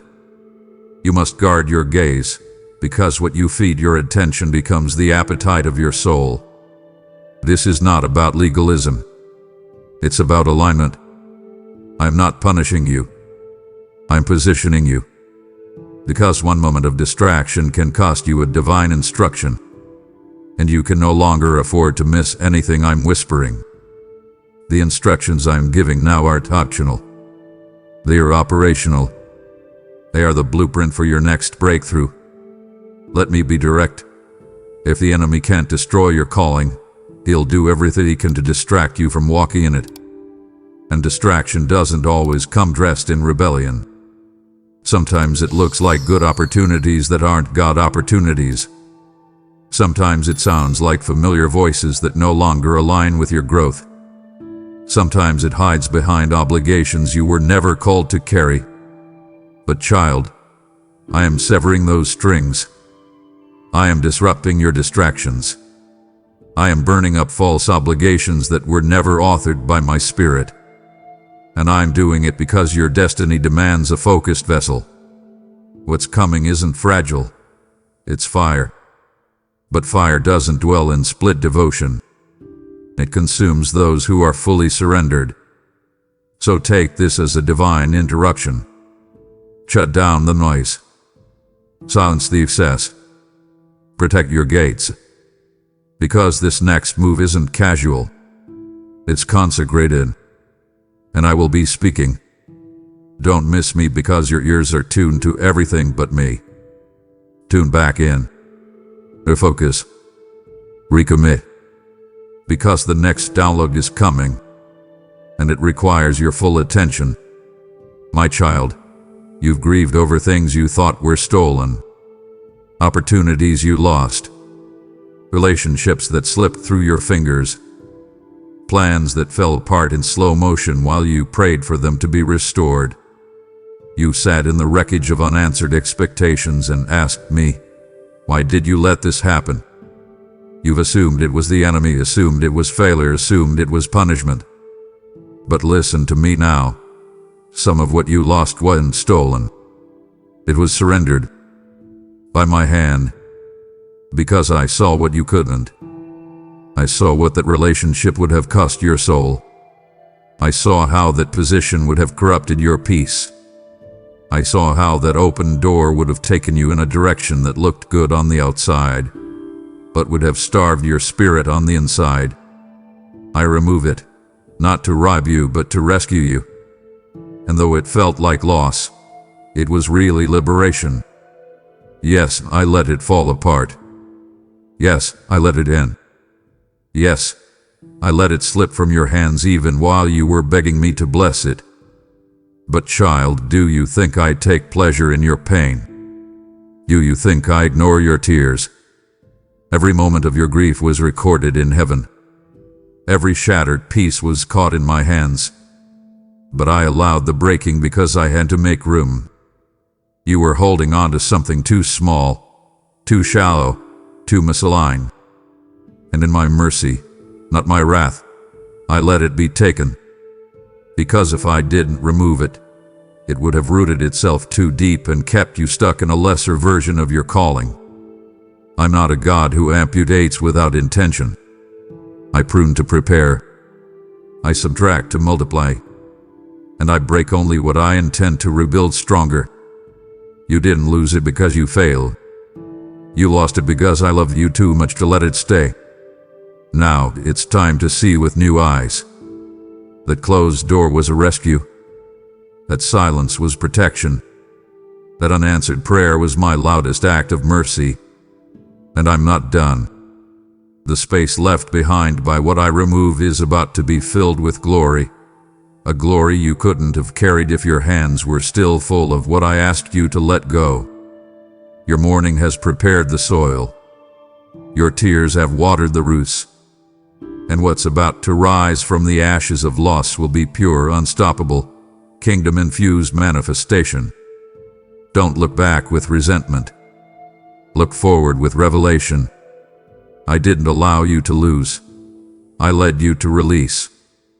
And now that you've let go, I can finally pour out what's been waiting. The space you thought was empty is sacred. The vacancy is victory in disguise. The loss was not the end. It was the beginning of divine overflow. Trust me, I didn't take it away to hurt you. I took it away to make room for what only heaven can deliver. My beloved one, hear me now. Heaven is not waiting any longer. The cosmos is shifting. The atmosphere is bending. Divine acceleration is upon you, and the moments that felt stagnant are about to become supernatural launches. I know how many times you prayed and wondered, is anything happening? But it is, right now. The currents of the Spirit are swirling, the scrolls of destiny are unfolding, and my promises are no longer whispers in the past. They are footsteps approaching, angels dispatched, and grace descending. Your angel has not just been sent. They are already standing near you, poised to deliver what I decreed before time bent into existence. They carry your deliverance, your divine assignments, your breakthrough. What you asked for in desperation, and what you waited on in faith, is walking with you. Do not wait for the next sign. This is it. I release not a breeze but a hurricane of favor. I did not just send assistance. I ordained accompaniment. The battlefield behind you is aligned. The release behind you is activated, and the assignment ahead of you is clothed in angelic strength. You thought you were alone. You believed the silence meant delay. But every moment of divine movement has been calculated, not withheld. Your faith has forged a launch site beneath your feet. Your tears have baptized the ground. Your endurance has summoned the angels. And now, that faithful posture is bearing fruit. The spiritual realm is not responding, it is responded. The sacred couriers of heaven stand ready, literal emissaries not of rumor, but of reality, holding what belongs to you. It is not invisible. It is not theoretical. It is happening. Let me remind you deeply, you are not stepping into emptiness, but into victory. When you begin to walk, you walk as one surrounded, not attacked. When your mouth breaks into praise, you praise with accompaniment. Voices not just heard, but aligned in the lift. When you take risks, you risk from rest, not desperation. When the door opens, you do not go in unprepared, but you enter with power, protection, and promise. I have stationed your angel, but I have also stationed my heart. My kingdom stands with you. This is not the end of waiting. It's the beginning of walking.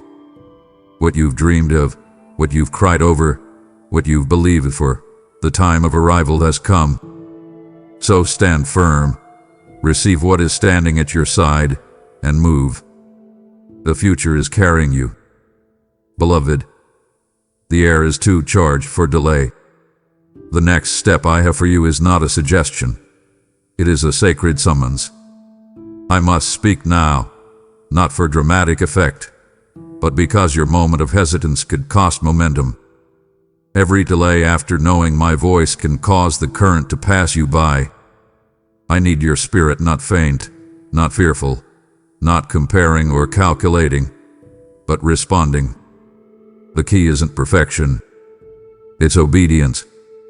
You practice patience. You've been faithful. Now step. Even if you tremble. Even if the terrain is unfamiliar. Even if your flesh petitions for assurance. Obedience unlocks the power of heaven. It transforms movement into miracle. It transforms invitation into inheritance. Your spirit knows this moment, and my voice is urgent because the divine alignment of doors, people, and breakthroughs that have converged around you will not wait forever. Heaven isn't reset on your schedule. The angels are not on pause. What is shifting in the air will shift the trajectory of your life if you move into it. You think hesitation keeps you safe, but hesitation steals what courage would capture. Obedience isn't about saying yes perfectly. It's about saying yes promptly. Yes with trembling lips. Yes with awkward steps. Yes despite voices that say you can't. And yes, I will meet you there. I will work through you. I will amplify what flows through your surrendered soul. Your next step isn't the next step. It is the step. The one that begins the atmosphere of what you've prayed for. So don't stall. Not now. Not when everything is hovering in favor. You've come this far not to stall now. Your breakthrough isn't past. It's paused only until you step. Don't let your mind rewrite the call into something you can't carry. It's not about should I. It's about I will. Trust me when the path looks thin. It's my design, not yours. Trust me when the approval isn't clear. My approval is clear. You asked, I spoke. Now you walk. Let this be the moment you stop holding back. Let this be the moment your yes becomes kinetic, carrying with it the authority of heaven. The key is not answers. It's obedience. Step in faith. I am calling, and I will meet you in the step. Your destiny waits. My child, I've held every tear you wept in the quiet of your soul. Those midnight cries, the whispers between sobs. Yes, I heard them all. You felt invisible, overlooked, like your pain was tucked behind closed doors where no one cared to look. But I saw. I cataloged every ache. I preserved every wound in my memory, not to punish you, but to consecrate your journey. And now, the season of hidden suffering is shifting. The wounds you've buried in silence are being excavated by my glory and transformed into public blessing. What you once thought would disqualify you is becoming the vault of your breakthrough. The quiet grief that felt isolating is becoming your invitation to testify of my mercy in arenas you never thought possible. I know how you've tried to hide the cracks. You plastered smiles over scars, tried to pretend the healing was complete. You feared that if people knew, they'd walk away. But child, your greatest healing is not in hiding your scars. It's in letting them shine under my light. Because those scars tell a story of divine survival. They are not shameful. They are sacred. And I'm about to bring them into the open, not to expose you, but to exalt you. What you've carried alone I will carry with you, publicly, powerfully, prophetically. The hidden battles that drained your strength will be repurposed as testimonies that renew hearts and revive hope. Your pain isn't irrelevant. It's the very pulse of my grace in action. And when it finds voice, you'll see what you thought was buried was actually being planted. You don't need to pretend anymore. You don't need to sanitize your story to be seen by those watching. I want your realness. I want your authenticity. Because I am building a bridge between the throne of heaven and the streets where your scars were formed. And you, yes, you, are the vessel. The hiddenness deepened your intimacy with me. It shaped your compassion. It sharpened your sensitivity to my voice. All of that is not going to waste. I'm pouring glory, my glory, into your broken places. And the display of my redemption through your life will glow so brightly, people will no longer be curious about the glory. They will be curious about the God who healed you. And that's the point. Not to make you famous, but to make me known. Not to validate you, but to validate my power to restore. So don't pull back from your testimony. Don't fear the revealing. Lean into it. Allow me to bring what was hidden into light, and watch how what you thought was your desert blooms into a garden. Your silent sorrow is about to become public praise. My beloved child, hear me intently. I did not call you to a sanctuary of comfort. I didn't lead you to storybook serenity. I summoned you to the arena of your anointing. I called you not to dwell in ease, but to endure. Endurance is not the absence of trial.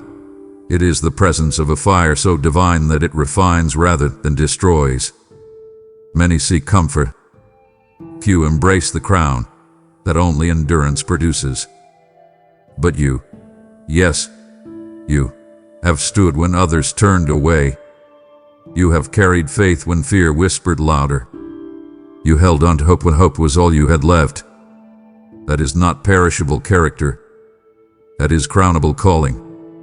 Because your endurance is not a byproduct of your willpower. It is the amplification of my presence in your perseverance. And I am here not to console your weakness, but to crown your worshipful resilience. You prayed for breakthroughs today, but I've asked for breakthroughs in your heart, recounting your journey of perseverance tomorrow. The greatest anointing isn't in the miracle itself. It's in the place where the miracle is birthed through gritty, trembling faith. I am not just honoring what I will do in your future. I'm honoring what you've done in your past when no angel was applauding, when your spirit was exhausted, when your tears were the only offering. That endurance did not go unnoticed. It was preserved in my chambers, recognized by heaven's counsel, and now is being elevated. The crown I bring isn't for the one who lived comfortable. It's for the one who lived courageous, who clung to me when their voice trembled, who pressed in when the path thinned, who believed in my voice when the world spoke louder.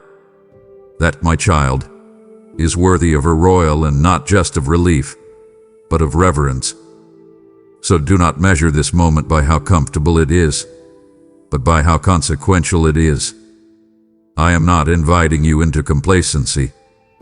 I am delivering you into crowns.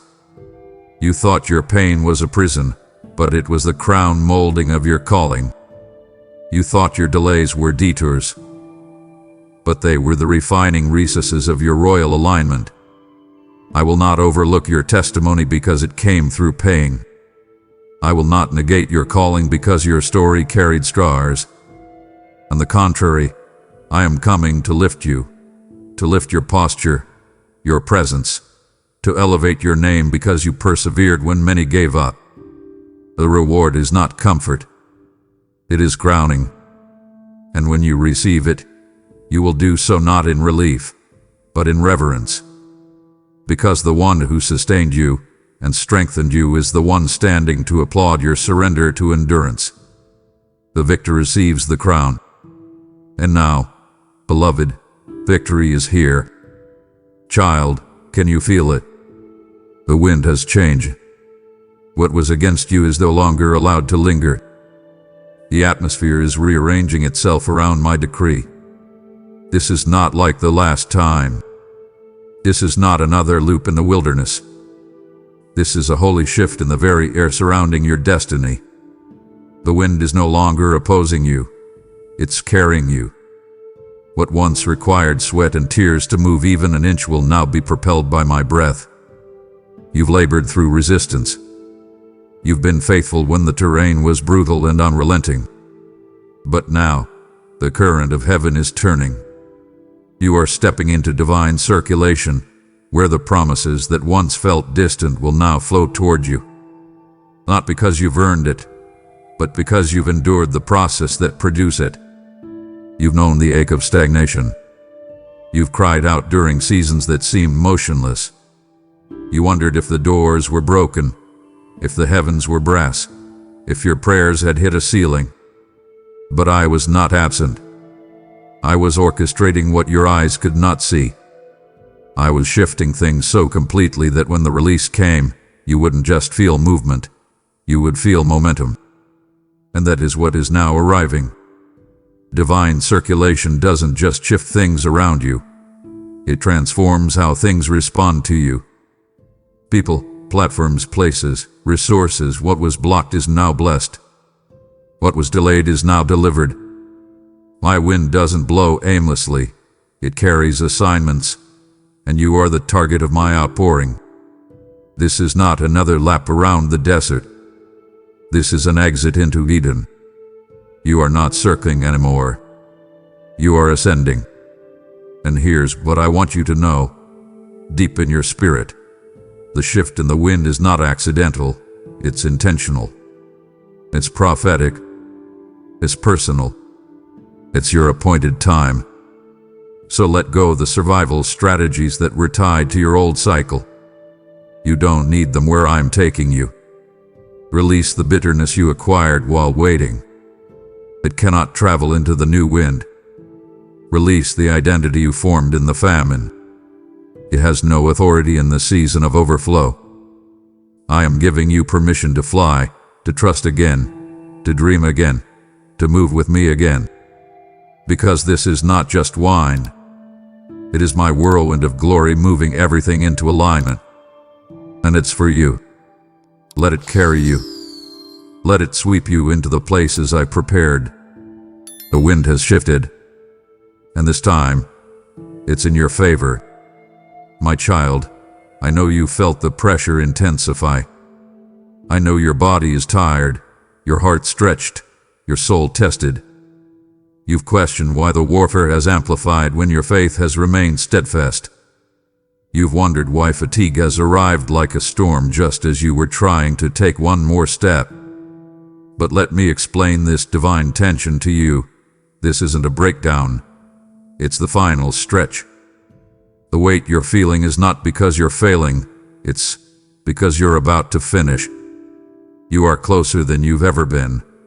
And the resistance is rising not to stop you, but to convince you to give up moments before completion. But I will not let that happen. Not on my watch. I didn't bring you this far to abandon you now.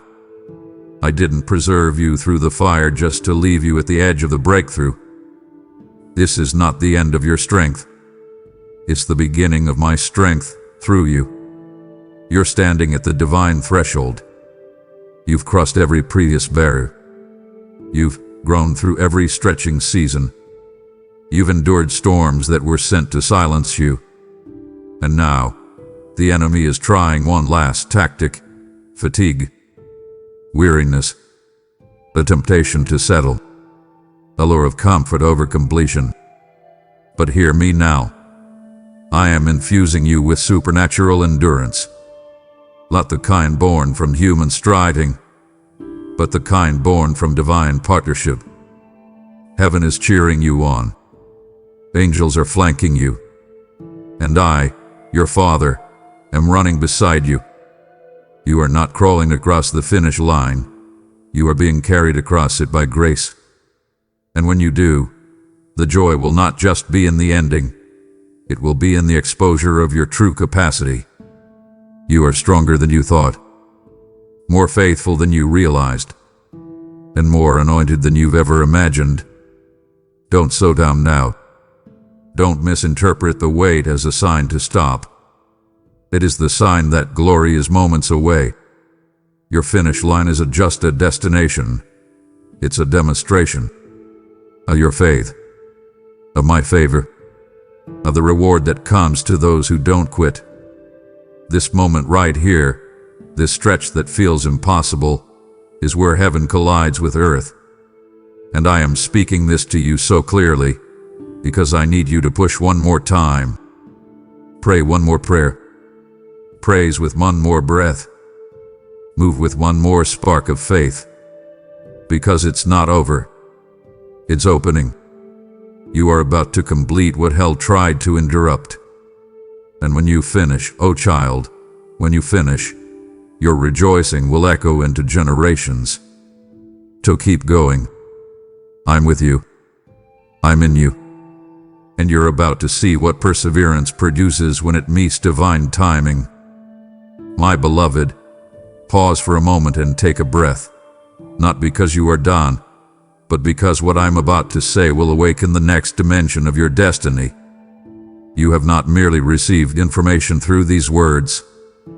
You have been reformed by revelation. And now, I need you to understand.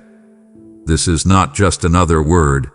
It is the inauguration of a new world. The sound you hear in your spirit right now is the creaking open of gates that have been shut for years. The trembling in your heart is not fear. It's the rumbling of spiritual labor. You are giving birth to a reality that has never existed before.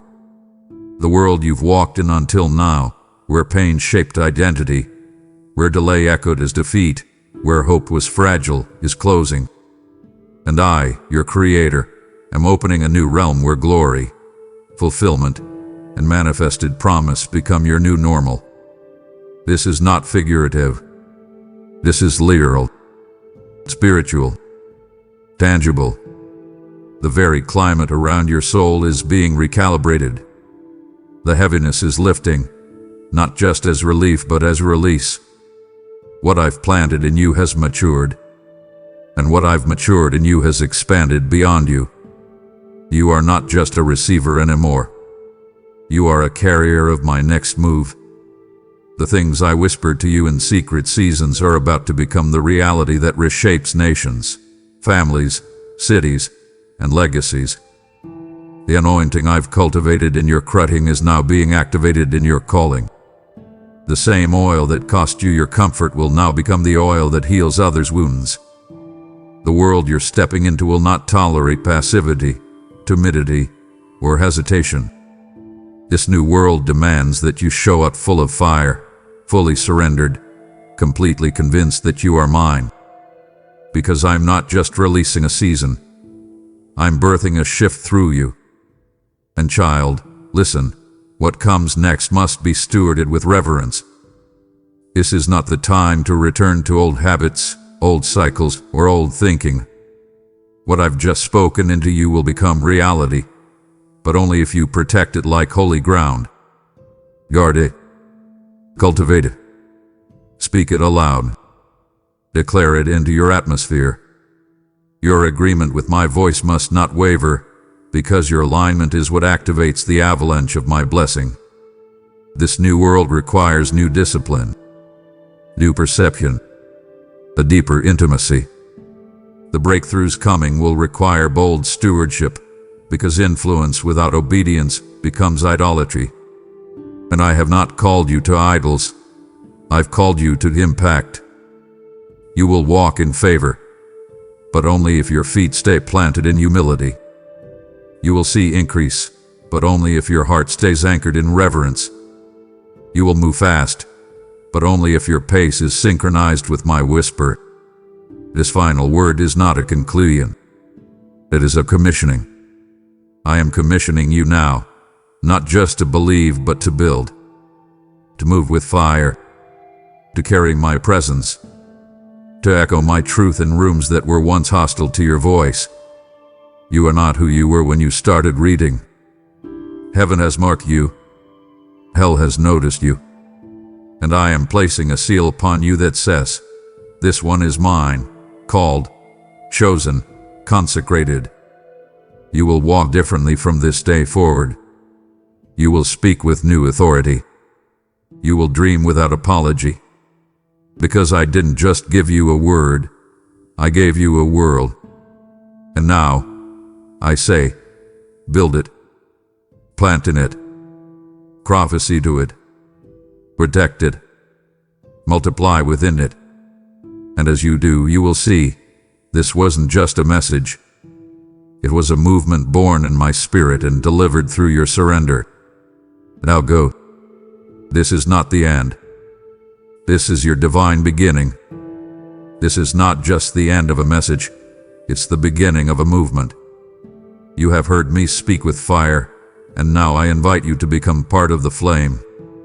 When you support this word, through Super Thanks membership, or the PayPal link below, you aren't funding content, you are funding transformation. You are casting your seed into soil that is drenched with my glory and purpose. I remind you, those who sow in tears will reap with songs of joy, Psalm 126:5. And your gift today is a declaration, Lord, I'm part of what you're birthing now. Don't hold back. Your obedience unlocks generational impact and personal increase. Now give, child, and watch me pour rivers of favor into your hands. My child, if you felt my voice stir something deep within you, don't let it stay silent. I have spoken, and now I invite you to respond. Right now, in the comments below, declare with boldness, God, I heard you. I am ready to move. Let all of heaven witness your agreement, and let the enemy see you rise. This isn't just a reaction. It's a revelation that you received the message titled, "I must speak to you immediately." Write it. Seal it. Mark this moment as the day everything began to shift. And as you do, listen to me, because I must speak to you immediately. Stop what you are doing. Just for a moment, cease the endless scrolling, the constant planning, the replaying of conversations in your mind. I am calling you to step away from the noise. You know the noise I speak of, don't you? It is not just the sound of traffic or the television in the other room. It is the deafening clamor inside your own head. It is the persistent hum of anxiety about the future, the demanding voice of your job that follows you home, the unspoken tensions that fill the spaces in your family. It is the relentless pressure to be more, do more, and achieve more, a treadmill that has left your soul breathless and deeply weary. You feel it, don't you?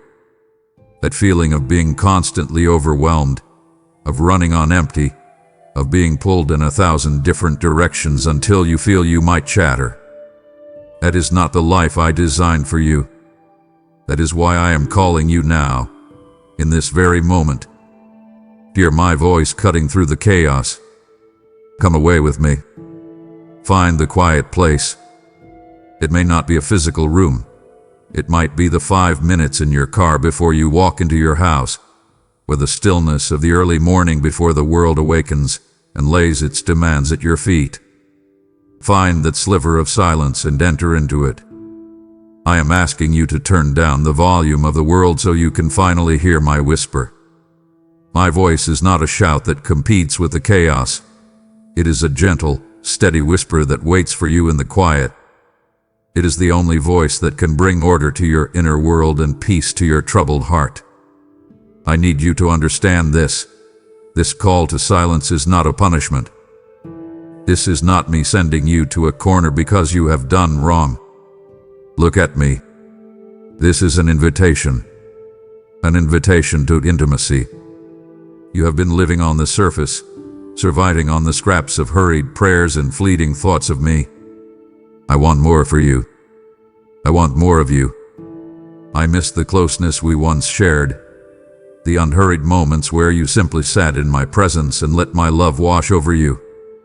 Your soul is exhausted from the constant performance, from striving and struggling in your own strength. Let me give you rest. Not just the rest of sleep, but the deep, restorative rest that comes from surrendering your burdens and simply being held by your Creator. Do not mistake this quiet for emptiness. The world has taught you that silence is awkward, a void to be filled with noise and distraction. But the silence I offer is not empty. It is full. It is saturated with my presence, my peace, my love.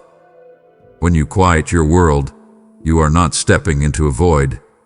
You are stepping into my throne room. It is in this sacred stillness, away from the urgent shouts of your fears and responsibilities, that I will begin to untangle the knots in your soul. It is here that I will show you what is truly important. The worries that seem so massive will shrink in the light of my presence. The path that seemed so confusing will become clear. Come, my child. Be still, and know that I am God. Let everything else fade away. It is just you and me now. Listen. Look at your hands, my child. See how tightly they are clenched. Feel the tension in your shoulders, the persistent, dull ache in your back. I see the invisible weight that is pressing down upon your spirit, bending you low. You have grown so accustomed to the strain that you have forgotten what it feels like to stand up straight, to breathe deeply and freely without that crushing pressure. You have been carrying anxieties that belong entirely to me. Let's name them, you and I. It is the weight of the mortgage payment at the end of the month. It is the heavy burden of your child's choices, a weight you carry as if their path was yours to control. It is the deep, unspoken fear for your parents' declining health. It is the weight of that mistake you made years ago, a stone you keep in your own pocket, taking it out to feel its jagged edges and remind yourself of your failure. It is the relentless, exhausting weight of trying to be everything to everyone. The perfect parent, the perfect employee, the perfect friend, and the crushing feeling of inadequacy when you inevitably fall short. You have been gripping the steering wheel of your life with white knuckles, believing that you alone must navigate every turn, anticipate every obstacle, and prevent every crash. But your strength is failing. You are exhausted. And I am here, in the passenger seat, with my hands waiting to take the wheel, and you have not even looked at me. Release your grip. I am not asking you to. I am commanding you to, with all the love in my being. Release the illusion of control you think you have over your life. You cannot control the economy. You cannot control the hearts of others. And you cannot control the rising of the sun. But you are trying to, and it is breaking you. My child, listen to my promise. My yoke is easy, and my burden is light. This is not a poetic phrase. It is a divine exchange I am offering you right now. Trade your struggle for my peace. Hand me the backpack of stones you have been carrying. Let me take the weight of your past regrets and your future fears. Give me the anxiety about tomorrow's meeting, the hurt from yesterday's argument, the worry over next year's uncertainty. This act of letting go will feel foreign to you. You will think that if you let go, everything will fall apart. That is the lie the enemy has sold you. The truth is, your strength is found not in holding on tighter, but in the complete and total surrender of it all to me. Open your hands now. Unclench your fingers one by one. Picture those burdens, the bills, the fears, the failures, and place them into my hands. My hands are big enough. They form the mountains and hold the oceans. They can certainly hold the troubles of your heart. Feel the lightness as you let go. Feel the tension leave your shoulders. Feel the deep, cleansing breath you have been longing to take. This is what it means to walk with me. You were not created to be a beast of burden. You were created to be my child, walking in freedom and trusting in your Father's care. Let me carry it all. Today. Now. For too long, you have allowed the world to tell you who you are. Its voice is loud, persistent, and it has left its marks on your soul. I see the labels they have stuck on you, the ones you have tragically begun to believe are true. There is a label that says failure, reminding you of the business that didn't succeed or the relationship that ended in pain. There is another that reads inadequate, a cruel summary from a critical parent or a demanding boss, a voice that whispers you will never be good enough. I see the label of forgotten, placed there by friends who moved on, by a world that seems to celebrate everyone but you. These words have become your internal reality, the lens through which you see yourself. The accuser, the enemy of your soul, loves these labels. He uses them against you daily, hissing them in your ear in your weakest moments, replaying a highlight reel of your every stumble and every sin. Now, I want you to listen to my voice, for it is the only one that speaks the truth. The world did not create you, so it has no authority to name you. I am your creator, and I am telling you to tear off those false labels. They are lies, every single one of them. I call you by your true name, the one I wrote upon your heart before you took your first breath. I call you beloved. Not because of what you do, but because of who you are, mine. I call you chosen. You are not an accident, not an afterthought. You were selected, wanted, and planned for a divine purpose. I call you forgiven. The accuser wants to chain you to your past, but I am telling you that the blood of my Son has washed it all away. Your slate is clean. I call you redeemed.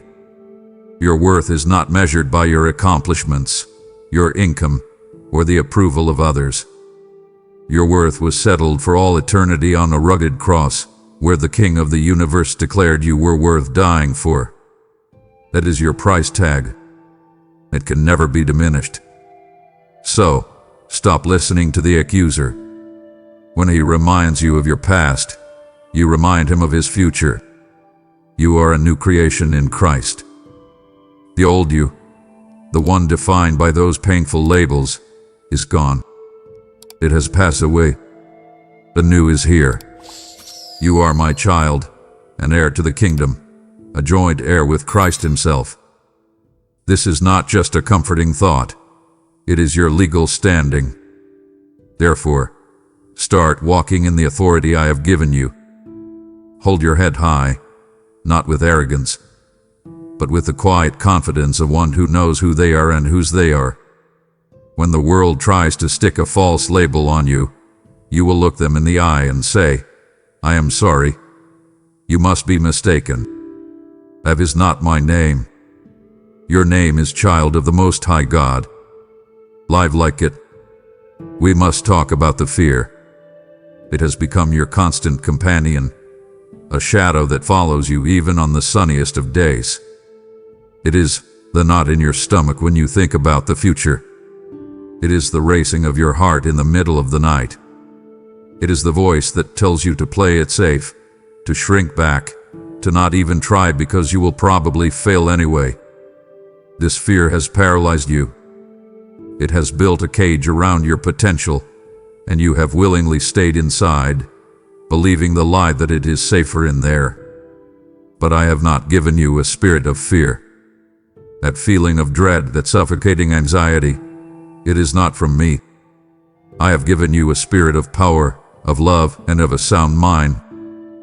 The enemy uses fear as his primary weapon against you. He knows that if he can keep you afraid, he can keep you from the destiny I have planned for you. He will show you giants in the land, the giant of debt that towers over you, the giant of a medical diagnosis that mocks your faith, the giant of a broken relationship that seems impossible to men. He wants you to focus on the size of your giant, so you will forget the size of your God. But I am telling you today, I am with you. Do you hear me?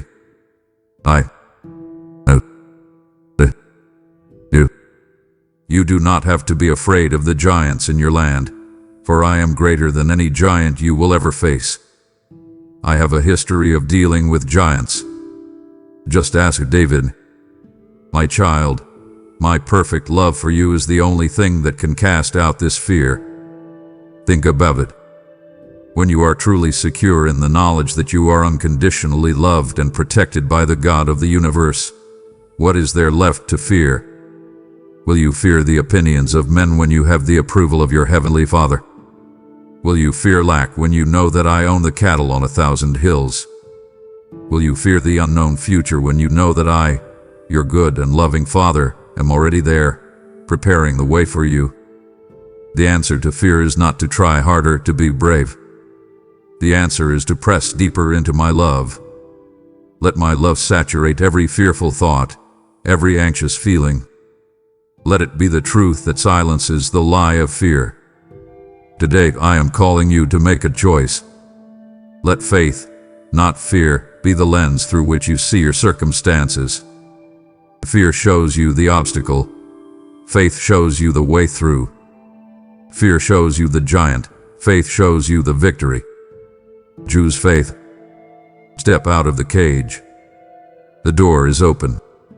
My child, pause. We have only just begun to pull back the veil. To turn away now, with your eyes only beginning to open to the unseen war I am waging for you, would grieve me deeply. Do not choose the comfort of the shadow just as I am about to reveal the substance of your victory. Stay with me, the most crucial truths are yet to come. You are discouraged because you are looking only at what you can see. You see the conflict with your coworker, the rebellion in your child's heart, the bank account that is shrinking, and you think you are losing. You feel powerless, as if your prayers are nothing more than words echoing in an empty room. This is because you have forgotten a fundamental truth. You are not fighting against flesh and blood. A difficult person is not your real enemy. A frustrating circumstance is not the true source of your struggle. You are in a spiritual battle, and the forces aligned against you are not of this world. But here is what I need you to understand with every fiber of your being. You are not fighting this battle alone. In fact, you are not the primary fighter. I am. If I were to open your spiritual eyes for just a moment, you would be astounded. You would see that your home is surrounded by my angels, celestial warriors who have been given charge over you to protect you in all your ways. You would see them standing guard as you sleep, pushing back the forces of darkness that seek to fill your mind with fear and despair. While you are sleeping, while you are going about your day feeling weary and defeated, I am working on your behalf in the heavenly realms. The battle for your breakthrough, for your family, for your future is being waged and won by me. Do not be discouraged by what you see in the natural world. It is only a shadow of the true reality. You must learn to trust in my unseen power. Your prayers are not empty words. Every prayer you have prayed, every tear you have cried before me, is a potent weapon in the spiritual realm. Your prayers move my hand. They unleash my power. They send reinforcements to the front lines. Do not stop praying. Do not grow weary. You are having a far greater impact than you realize. And remember the most important truth of all. The ultimate victory has already been secured. On the cross, my Son disarmed the principalities and powers of darkness. He made a public spectacle of them, triumphing over them by the cross. The war is already won. You are not fighting for victory. You are fighting from a position of victory. So stand firm. Put on the armor I have provided you. Hold up your shield of faith, and watch me work. The battle belongs to me, and I have never lost. Do you ever feel insignificant? Do you look at your life, your daily routine of work, chores, and obligations, and wonder if any of it truly matters? Do you scroll through the lives of others and feel a pang of jealousy, a sense that your life is small and unimportant by comparison? This feeling of purposelessness is a heavy burden, and it is a lie from the pit of hell. Listen to me, you were created on purpose, for a purpose. You are not a cosmic accident. You are a divine masterpiece, intentionally designed by me for a unique and vital role in my kingdom. The very combination of gifts, passions, and quirks that make you were handpicked by me. The way you are able to listen and make others feel seen, the talent you have for bringing order out of chaos, the quiet strength that helps you endure. These were not given to you by chance. They were given by me to build my kingdom in the specific corner of the world where I have placed you. Because your path is uniquely designed, you must stop comparing your journey to another's. Comparison is the thief of the joy I have for you. Your chapter 1 may be someone else's chapter 20. The purpose I have for your neighbor is not the purpose I have for you. I have not called you to live their life. I have called you to live yours, with all of its unique triumphs and challenges. And yes, that includes your trials. Do not think for a moment that your suffering has been meaningless. I waste nothing. Even the most painful experiences of your life, the ones you wish you could erase, are being used by me to shape you for my divine purpose. Your pain has given you a compassion for others you would not have had otherwise. Your struggles have taught you a dependence on me that you would never have learned in comfort. I am using it all to prepare you for the good works I prepared in advance for you to do. Your life is a vital thread in my grand tapestry. It may not seem as bright or as prominent as other threads, but if your thread were to be removed, the entire masterpiece would be incomplete. You matter that much to me and to my plan. Do not diminish the importance of your role. Your purpose may not be on a global stage. It may be in the way you raise your children to love me. It may be in the integrity with which you do your job. It may be in the encouragement you offer a friend. But know this, the greatest purpose you will ever have, the one that undergirds all others, is simply this: to know me and to make me known. To walk in an intimate, loving relationship with me, and to let the overflow of that relationship spill out onto everyone you meet. Fulfill that purpose today, in the small things, and you will find the significance your soul has been craving. My child, we must speak now of the heavy thing you carry, the one you try to hide even from me. It is the unforgiveness you hold in your heart. You guard it like a treasure, but it is a vial of poison you drink each morning, hoping it will harm the one who wronged you, while it only corrodes your own soul. You replay the scene over and over in your mind, don't you? The betrayal by that friend you trusted completely. The cruel, cutting words from your spouse that left a wound so deep you fear it will never heal. A neglect from a parent who should have protected you. The injustice from a boss who took credit for your work. You feel the anger, the bitterness, the resentment rising in you even now. You believe your anger is justified, that your unforgiveness is a fortress protecting you from being hurt again. But you are not in a fortress, my child. You are in a prison, and you are holding the key to your own cell. Listen to me. It is a poison. It is the root from which bitterness grows, and that bitterness is defiling every part of your life. It colors your other relationships. It steals your joy. It blocks your prayers. It keeps you tethered to the very person who hurt you, chained to a past that I am trying to lead you away from. You think by not forgiving, you are holding them accountable, keeping them in a debt they owe you. But the only person in bondage is you. I am speaking to you so directly about this because I love you too much to leave you in that prison. As I have freely, completely, and lavishly forgiven you for every sin you have ever committed, so you must really forgive them. This is not a gentle suggestion. It is a command born from my desperate love for your freedom. I know what you are thinking. They don't deserve it. They haven't even said they are sorry. You are right. They probably don't deserve it. But neither did you. My forgiveness of you was not based on your merit.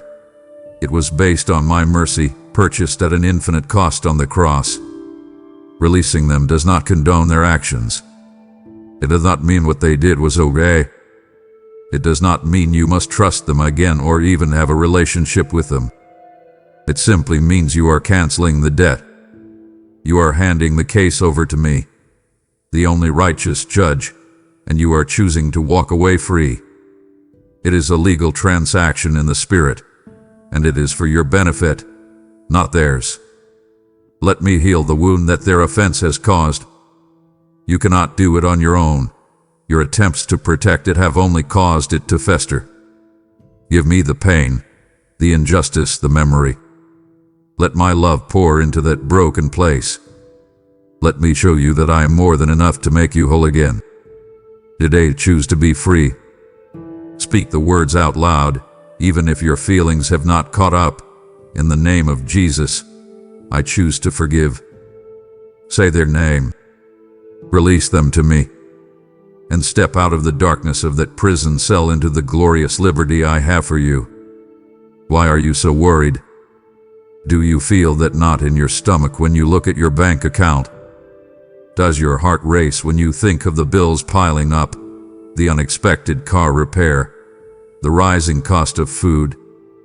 You toss and turn at night, your mind a whirlwind of numbers and what-ifs, trying to figure out how you will make it through another month. You see what others have, and a quiet, desperate question forms in your heart. Father, have you forgotten about me? My beloved child, look at me. Cease your anxious striving. I am Jehovah Jireh. It is my name. It means I am your provider. It is not just something I do. It is who I am. Your anxiety is a direct contradiction to my very character. I want you to pause and look outside. Do you see the birds? They do not have jobs. They do not have savings accounts. They do not sow or reap or store away in barns. Yet every single day, I feed them. Not one of them falls to the ground apart from my will. Now look at the wildflowers, the lilies of the field. They do not labor or spin, yet not even Solomon in all his splendor was dressed like one of these.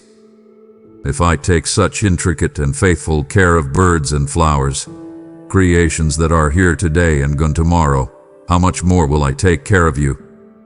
You, who are made in my very image. You, for whom I sent my only Son.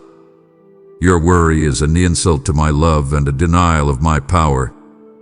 You have come to see your need as a sign of my neglect, or of your failure. I see it differently.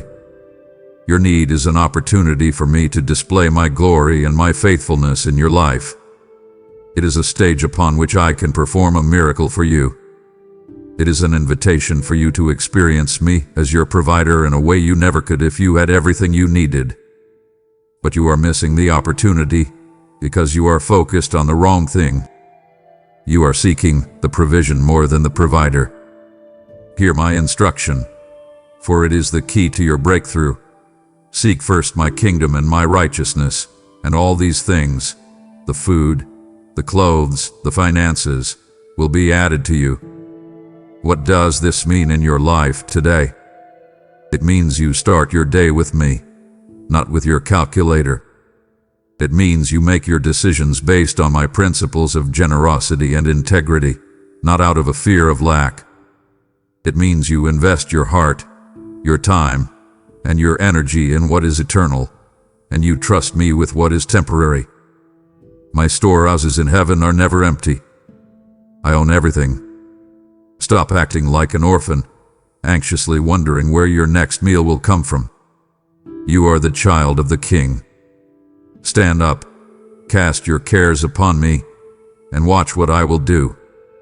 I have never once failed to provide for my children, and I will not start with you. We need to talk about your service to me. You have become very busy, have you not? You attend the meetings, you serve on the team, you read the daily verse, you say your prayers. From the outside, you look like a model of devotion. But I do not look at the outside. I look at the heart. And I see that your heart is distant, your actions have become mechanical, and your worship has become a routine. My child, I am weary of your empty traditions and your heartless service. Your religious activity does not impress me. I do not want your performance. I want your heart. You have fallen into the trap of religion. You have come to believe that your relationship with me is a checklist of duties to be performed. You think I am a celestial taskmaster, a boss to be placated with service, a king to be appeased with sacrifice. You have it all backward. Religion is what man does in his own strength to try and climb a ladder to me. Relationship is what I have already done, coming down from heaven in the person of my Son, to make a way for you to be with me. I did not die on a cross to give you a new set of rules to follow. I died to give you a new, intimate, loving relationship with your Father. So, stop treating me like a distant and angry deity. Speak to me, not with memorized phrases or religious jargon, but with the real words of your heart. Speak to me as a friend. Tell me about your day. Tell me what made you laugh and what frustrated you. Ask me the hard questions that are swirling in your soul. I am not afraid of your doubts or your anger.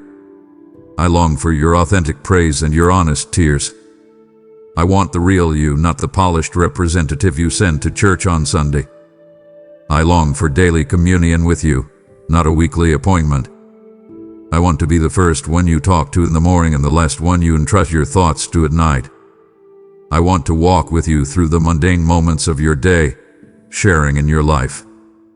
This is the relationship I paid for with my Son's blood, When you understand this, your service will be transformed. You will no longer serve out of a sense of grim duty, trying to earn my favor. You will serve out of an overflow of joyful love, a natural response to the incredible love I have poured out on you. Know this: obedience that is born for love is far sweeter to me than any sacrifice that is born from duty. Lay down your checklist. Lay down your performance. And just come, be with me. Let me love you. It is all I have ever wanted. There is a book in your home, likely sitting on a shelf or a nightstand, and it is covered in a thin layer of dust. It is my word. It is the very source of your strength, your wisdom, and your connection to me, and you have neglected it. You have treated it like any other book, something to be read when you have time, or when you feel particularly inspired. You have allowed its pages to remain closed while you fill your mind with the empty noise of the world, the news, social media, entertainment. You are starving your spirit, and you wonder why you feel so weak, so confused, so adrift. You have let dust gather on the very lamp I have given you for your feet and the light for your path, and now you are stumbling in the dark. This book is unlike any other book in existence. It is not a collection of ancient stories or a manual of religious rules. It is alive. It is active. It is sharper than any double-edged sword, and it has the supernatural ability to penetrate your soul and spirit, to discern the very thoughts and intentions of your heart. I want you to change your approach to it. Do not just read my word. Let my word read you. When you come to its pages, you are not merely observing. You are submitting yourself for divine surgery. It will expose the pride you have hidden. It will challenge the motives you have ignored. It will comfort the fears you have not voiced. It will shine a light into the darkest corners of your heart, not to condemn you, but to heal you and set you free. You have been surviving on spiritual snacks, a quoted verse here, an inspirational post there. You are living on second-hand nourishment when I have prepared a feast for you. I am commanding you to come to the table. Feast on my word daily. Man shall not live by bread alone, but by every word that proceeds from my mouth. It is your daily bread, essential for your spiritual survival and strength. And most importantly, you must understand this. The ultimate purpose of reading these pages is not to accumulate information. It is to encounter a person. In its pages, from Genesis to Revelation, you will find me. The entire volume testifies about my Son, Jesus. When you read, ask my Holy Spirit to open your eyes, to reveal him to you. When you find him in the words, the book will cease to be ink on a page and will become a living encounter with your Savior. Stop neglecting the greatest treasure I have placed in your hands. Ligano. Open its pages. Read it. Let it transform you from the inside out. Your life depends on it. Listen to my heart. I have opened the pages of my very being to you, speaking of forgiveness, relationship, and my written word. If you were to leave this conversation now, it would be like walking away as I am offering you the keys to my entire house. It would wound me to see you satisfied with the porch when I am inviting you into the throne room. There is so much more I must show you. Come now, and do not be afraid. We must go to that hidden room in your heart, the one you keep locked. You know the one.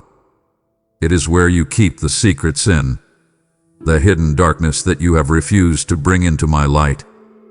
You think no one knows. You put on a good face for the world, for your family, even for the church. But I see. I have always seen. It may be that addiction to pornography that you indulge in late at night when you think you are alone. It may be the quiet dependence on a glass of wine, or two, or three, to numb the pain and silence the anxiety. It may be the deep-seated bitterness and resentment you harbor towards someone, a root that has now grown into the poison of hatred. It might be a habit of subtle gossip, of tearing others down to make yourself feel better. Whatever it is, you know. And I know. And here is the lie you have been telling yourself. I can manage this. I have it under control. It's not hurting anyone. My child, you are deceived. You believe you are managing it, but it is managing you. It is dictating your moods, stealing your peace, creating a chasm in our relationship. It is a weed, and its roots are wrapping around your soul, choking the life I have for you. You are living in a self-made prison of shame and secrecy, and the effort it takes to maintain this double life is utterly exhausting you. You are terrified of confession because you fear my condemnation. You imagine me turning away from you in anger and disgust. This is the greatest lie of all. Listen to me now, and let this truth shatter your fear. Confession is the path to freedom, not to condemnation. My Son did not come into the world to condemn the world, but to save it. For those who are in him, there is no condemnation. I am not standing here with a gavel, ready to pronounce your sentence. I am standing here with a key, ready to unlock your chains. My grace is greater than your greatest sin. Nothing you can confess will ever shock me or diminish my love for you. I already know everything, and I love you perfectly. I want to heal you from the inside out, to make you whole. But I cannot heal what you refuse to show me. I will not force the door open. You must be the one to unlock it. Bring this secret thing into the light. The light is the only place it can be destroyed. I know you are ashamed. I know it is ugly. But my light is where my grace works most powerfully. Let's deal with it now, you and I together. Confess it to me. Renounce it. And let me begin the work of uprooting it from your heart forever. I am with you. Let's do this. My child, do you feel alone in this journey? Do you feel as if I have given you a set of commands and then left you on your own to figure it out, to struggle and strive in your own limited strength? This is perhaps one of the greatest misunderstandings that brings me sorrow. I have not left you as an orphan in a world that is hostile to you. An orphan must fend for himself, constantly worrying about his provision, his safety, his future. An orphan has no one to turn to for guidance, no one to comfort him in his pain, no one to advocate on his behalf. You are not an orphan. You are my child. And because you are my child, I have given you the greatest gift possible, second only to my Son. I have given you my Holy Spirit to dwell within you. He is not a vague force, an ethereal mist, or a mere feeling. He is a person, the third person of the Trinity, and he is your constant companion. You have been trying to live this life through sheer willpower, and that is why you are so exhausted. You are trying to paddle a boat upstream against a relentless current of sin, temptation, and weariness. I'm telling you to stop trying to live this life in your own strength. The Christian life is not a difficult life. It is an impossible one to live on your own. It was never meant to be lived that way. I am calling you to yield to the power of the one who resides within you. Lay down your oars and let the gentle, powerful current of my Spirit carry you.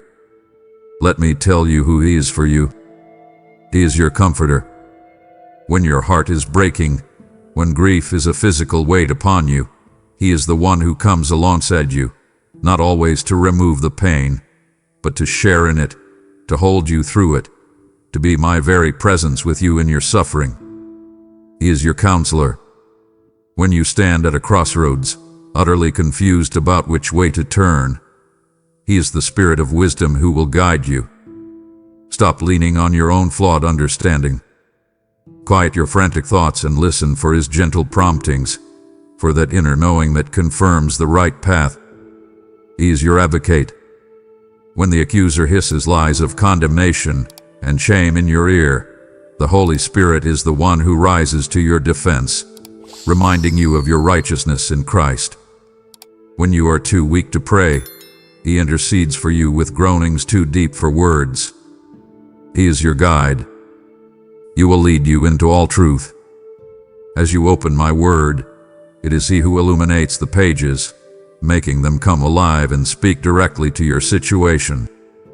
He is the one who reminds you of everything I have said, bringing my promises to your mind at the exact moment you need them.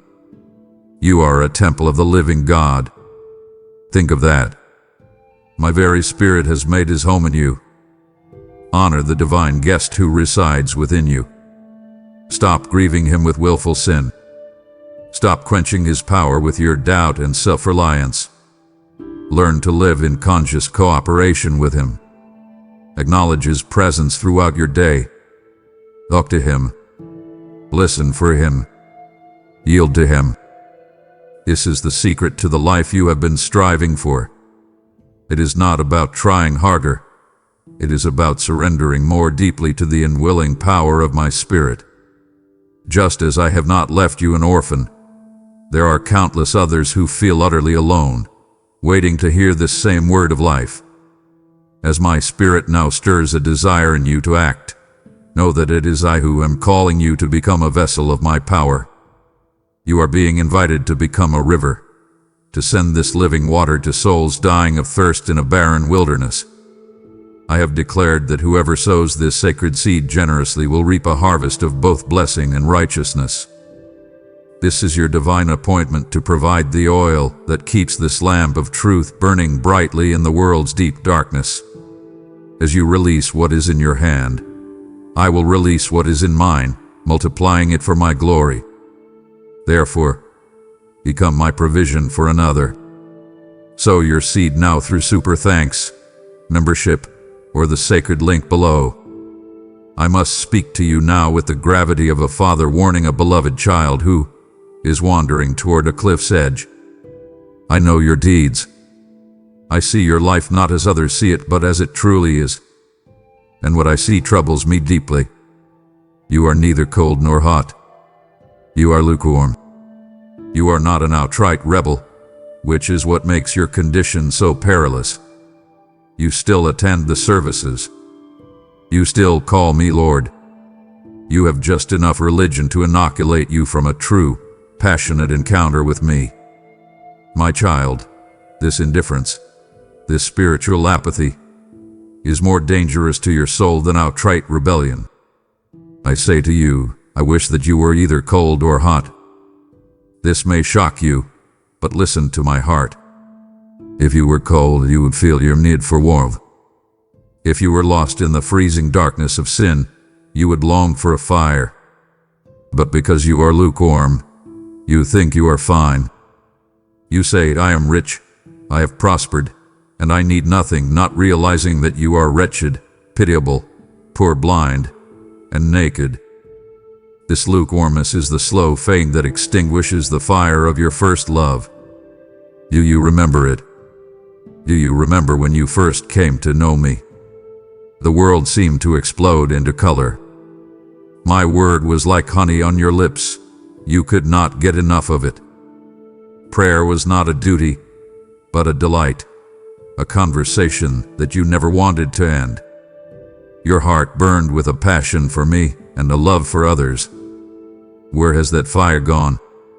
It has been slowly smothered by the comforts of the world, by the pursuit of a safe and respectable life, by the fear of being seen as a fanatic. Apathy has crept in like a slow, colorless poison, and your heart has grown dangerously comfortable and complacent. I am not speaking these words to condemn you. I am speaking them because I love you, and I want that fire back. I am calling you back to passionate devotion. I have a threefold prescription for you. First, remember the height from which you have fallen. Cast your mind back to those early days. Remember the joy, the zeal, the uncomplicated love you had for me. Fan that memory into a flame of longing. Second, repent. This means to change your mind. Acknowledge that you have drifted. Confess your apathy as the grievous sin that it is. Turn around and decide to change course. Third, do the things you did at first. Get back into my word with hunger. Seek me in prayer with desperation. Step out in faith and share my love with others. Do not wait for the feeling to return. Act your way back into the feeling. And hear this, my beloved. Behold, I stand at the door of your heart and knock. I am not forcing my way in. I am waiting, longing to be invited back into the center of your life. If you hear my voice right now and open the door, I will come into you and dine with you and you with me. I will restore the intimate fellowship we once had. Please, my child, open the door. You were not created for isolation. From the very beginning, I said, it is not good for man to be alone. Yet you have tried to walk this journey by yourself. Perhaps it is pride that keeps you at a distance, a refusal to admit that you need help. Or perhaps you have been wounded by others in the past, by judgment, by gossip, by betrayal, and you have built walls around your heart, believing it is safer to keep everyone out. Your busyness has become a convenient excuse to avoid the messy, time-consuming work of relationships. But in doing so, you are rejecting a gift I have given you for your own encouragement, accountability, and survival. The fellowship of believers, the church, is my body on this earth. A single coal, when removed from the fire, quickly grows cold. A soldier who tries to fight a war alone is easily overcome. Do not forsake gathering together with other believers. There is a strength, a protection, and a corporate power that you will only find in unity with your brothers and sisters. You need people who will encourage you when your faith is weak, who will speak my truth to you when you are believing lies. You need people who will hold you accountable, who love you enough to point out the blind spots you cannot see in yourself. You need people to pray for you when you cannot find the strength to pray for yourself. I know the church is not perfect, because it is filled with imperfect people like you. It has flaws, but it is still my bride, and I am calling you to commit to it, to find your place within it, to both give and receive the grace that flows through my body. Stop seeing yourself as a spectator and become a participant. But my plan for people in your life is twofold. It is not just about what you can receive, it is about what you are called to give. I have also placed people in your path who desperately need to see my love, and they will see it through you. You are my hands and feet in a world that is broken and hurting. That lonely neighbor you see every day, I have placed them there for you to love. That frustrated coworker who is so difficult to be around, I have placed them there for you to show my patience. The cashier at the store, the stranger on the street, the family member who does not know me, they are not interruptions to your schedule. They are divine appointments. You have been looking for your mission field, as if it is some faraway place you must travel to. Your mission field is all around you. It is in your home, your workplace, your community. Be intentional about loving your neighbor as yourself. See people through my eyes. Look past their flaws and see their pain. Look past their anger and see their fear. You carry the answer they are looking for. You are a vessel of my living water. You not be a stagnant pond, only collecting for yourself. Be a channel, a conduit through which my love can flow out to a thirsty world. My child, you have come to view praise as a response to your circumstances. When things are going well, when your prayers are answered, when your life is comfortable, you offer me your thanks. But when the storms hit, when the diagnosis is grim, when your heart is heavy, your praise falls silent, replaced by pleas, complaints, or worse, a resentful silence. You have it backward. You must not let your circumstances dictate your worship. You must let your worship dictate your circumstances. Praise is not a fair-weather activity. It is a weapon. It is one of the most powerful weapons I have given you, and it is the one that silences the enemy. The enemy thrives in an atmosphere of fear, despair, and complaint. He flees from an atmosphere of praise. He cannot stand to be in the presence of a heart that is magnifying me in the midst of pain. Remember my servants Paul and Silas. They were in the deepest part of a prison, their feet in stocks, their backs raw and bleeding. By all worldly logic, it was a time for despair. But what did they do at midnight, in their darkest hour? They prayed and sang hymns of praise to me. And what happened? There was a violent earthquake. The prison doors flew open, and everyone's chains came loose. Their praise did not just bring their own freedom. It brought freedom to everyone in that prison. Your praise has that same power. It shatters chains. It breaks open prison doors in your life and in the lives of those around you. There is a profound spiritual principle you must grasp. I inhabit the praises of my people. When you begin to praise me, you are not just singing songs. You are building a throne. You are creating a dwelling place for my presence to come and sit right in the middle of your situation. You literally change the spiritual atmosphere. You invite the King of Kings and the Lord of Lords to take up residence in your trouble, and when the King arrives, the enemy must flee. No darkness can stand in the presence of my glory. So, even in the darkest night, when you feel nothing but pain and see no way out, I command you to lift your voice. Open your mouth and declare my goodness. Praise me for who I am, your healer, your provider, your protector, your king, even when you do not see the evidence of it yet. This is the sacrifice of praise, and its fragrance is beautiful to me. A grateful heart is a magnet for my miracles. When you choose to praise me regardless of your feelings or your situation, you are demonstrating a radical faith that moves my heart and unleashes my power in ways you cannot begin to imagine. We have reached a critical turning point. I have exposed the lukewarmness that brings me sorrow and revealed the power that shatters prison doors. To stop here is to acknowledge the sickness, but refuse the cure I am holding out to you. Do not disappoint me by preferring your familiar chains when I am about to explain the very nature of true, lasting freedom. I am the master gardener, and you, my child, are a branch on the vine of my Son, Jesus. It is my delight to see you bear fruit, the fruit of love, joy, peace, patience, and kindness. But I want you to be even more fruitful. And for that to happen, there are seasons when I must bring out my pruning shears.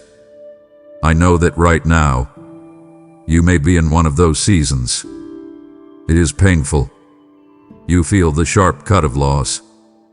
Perhaps a relationship has been severed. Perhaps a job you loved has been taken away. Perhaps a comfort, a dream, or a sense of security had been cut out of your life. Your first instinct is to cry out, "Why? Am I being punished? Have you abandoned me?" Listen to my heart, my precious branch. A wise gardener never prunes a dead branch. He cuts it off and throws it into the fire. I prune the branches that are alive and already bearing fruit, so that they will bear more fruit. This season of cutting away, though it feels painful and violent, is proof of my love for you and my belief in your potential. It is for your ultimate good. I am lovingly removing what is dead and what is hindering your growth. I am cutting away the dead wood of a bad habit that has been sapping your strength. I am snipping off the tangled, unhealthy relationship that has been blocking the sunlight of my presence. I am trimming away the excess leaves of pride and self-reliance so that more energy can go into producing the fruit of my spirit. I know it hurts. I am not minimizing your pain, but I am asking you to trust the process. Trust the gardener. My hand is steady, and my purpose is sure. I see the magnificent harvest that is coming, even if all you can see right now is the wound. Do not grow bitter. Do not despair. Your only responsibility in this season is to do one thing: remain. Remain in me. Cling to the vine. When other sources of life and comfort are cut away, you must draw all of your sustenance, all of your hope, all of your life from me. For a branch cannot bear fruit by itself. It must remain in the vine. Apart from me, you can do nothing.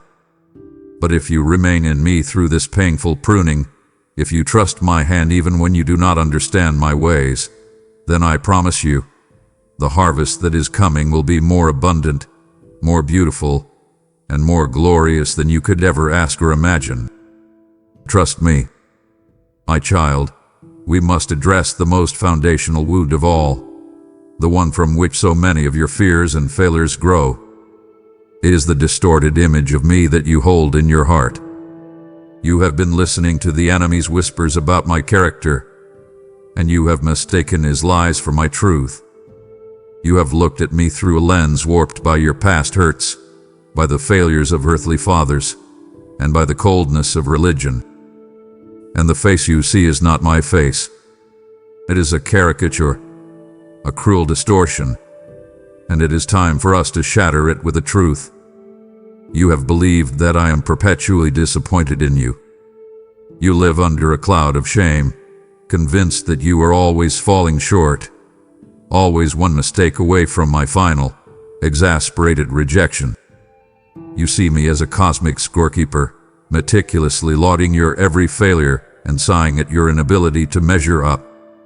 When you sin, you run from me, not to me, because you imagine my arms are crossed in anger, not open in grace.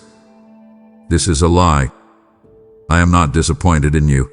I am devoted to you. My love is not a prize for your good performance. It is the very power that enables you to get back up when you fall. I do not see you through the lens of your last mistake, but through the finished work of my Son. When I look at you, I see His righteousness. I see my beloved child. You have also believed that I am distant and angry, a stern, unapproachable deity who is too holy to be bothered with the messy details of your life. You have thought of me as a king locked away in a castle, indifferent to the struggles of his subjects. So you keep your distance, offering formal prayers but never your raw, honest heart. You have confused my holiness with a lack of compassion. My child, my holiness is the very reason I draw near to you, to make you holy as I am holy. And I am not distant. I am Emmanuel, gone with you. I am closer than the air you breathe. I am the one who formed you in your mother's womb, and I have not taken my eyes off you for a single moment since. My heart breaks with yours. I weep with you when you weep. Your pain is not a matter of indifference to me. It is a matter of intimate concern. The most damaging lie of all is that my love for you is conditional. You believe you must earn it, and that you could lose it. This has turned your walk with me into a frantic, exhausting effort to be good enough, to be worthy. You live in terror of the day your failures finally outweigh my affection. Stop. Cease this striving. My love for you is not a fickle human emotion. It is an everlasting, unbreakable covenant. I love you before you did a single good thing, and I will love you even after you make your worst mistake. Nothing can separate you from my love. It is higher than your highest achievement and deeper than your deepest sin. Today, I am commanding you to renew your mind. Take these lies you have believed, nail them to the cross where they belong, and begin to fill your mind with the truth of who I say I am. My thoughts toward you are of peace, not of evil, to give you a future and a hope. I am your loving Father, and I am for you, always. I know the agony of your waiting. I have seen you on your knees, your heart crying out for a breakthrough, for healing, for a restored relationship, for a door to open. You have prayed with sincerity and faith, and yet the heavens seem silent. The situation remained the same. In the silence, a terrible doubt begins to creep into your soul. You wonder, have I done something wrong? Is God angry with me? Does He even hear me at all? This feeling of being ignored by me is one of the most painful trials you can face, and I want to speak directly into that pain right now. My silence is not my absence, and my pause is not my denial. You see things from a limited perspective, from the underside of the grand tapestry I am weaving.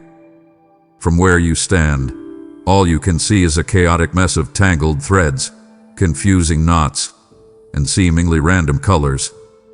It looks like a mistake, but from my perspective, standing above the loom, I see the breathtaking, intricate design that is emerging. Every thread, every color, every knot has a purpose. I am working in ways you cannot see, on a timeline that is perfect, to bring about a result that is far more beautiful than the one you have asked for. If I were to give you what you wanted right now, it might be premature. It might be a lesser blessing than the one I have in store for you. Others may need to be prepared, circumstances may need to shift, and most importantly, a deeper work may need to be done in you before you are ready to receive the answer. Sometimes I delay the answer to your prayer because the waiting itself is the answer. It is in the season of waiting that your faith is stretched and strengthened. It is when you are forced to trust me in the darkness that you learn that I am trustworthy. It is in the waiting that perseverance is forged in your soul, and perseverance must finish its work so that you may be mature and complete, not lacking anything. I am more concerned with your character than your comfort. I am more invested in your eternal holiness than your temporary happiness. Often, the very process of waiting for the miracle is what produces the character in you that is capable of stewarding that miracle well. Trust my wisdom, even when you do not understand my ways. A seed planted in the ground does not sprout overnight. There is a necessary season of darkness and unseen growth before it breaks through the soil. Your answer is growing in the dark. Do not give up on it. Know that I am a good father. I have heard every word. I have collected every tear. And I am working all things together for your good. Do not waver. Trust me in the waiting. You say that you trust me. You say that you love me. You call me Lord. But a Lord is one who is obeyed. And if we are to be honest with each other, you have been offering me a partial, selective obedience. You obey me in the areas of your life that are convenient, the areas that do not cost you much. You are quick to obey when my command aligns with your own desires. But in the areas that require true sacrifice, true surrender, true faith, there, you hesitate. You negotiate. You rationalize. You hold back. My child, listen to me, for this is a truth that will set you free or bring you to a place of crisis. Partial obedience is disobedience. You cannot have me as your Savior while you insist on being your own Lord. You are treating my word like a buffet, picking and choosing the parts you like and leaving the parts that challenge your comfort or your lifestyle. You want to claim my promises of blessing, but you ignore my commands for holiness. You want my help in your finances, but you refuse to obey me in the area of generosity. You want my peace in your relationships, but you refuse to obey my command to forgive. You want me to be the king of your life, but you have only given me access to a few rooms in the castle of your heart, while you have kept the throne room for yourself. This will not work. A life divided against itself cannot stand. I am calling you to a radical, complete, no conditions surrender. I want all of it. Every room, every closet, every hidden desire, every ambition, every relationship. True faith is not just a mental agreement with a set of beliefs. It is acting on what you believe. It is stepping out of the boat when I call you onto the water. It is laying down your own plans and picking up my will. I know why you hold back. You are afraid. You fear that if you surrender everything to me, I will make you miserable. You think I will take away everything you enjoy and send you somewhere you do not want to go.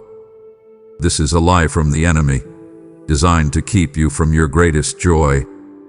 Do you not understand that I, your Creator, know you better than you know yourself? Do you not believe that my will for you is good, pleasing, and perfect?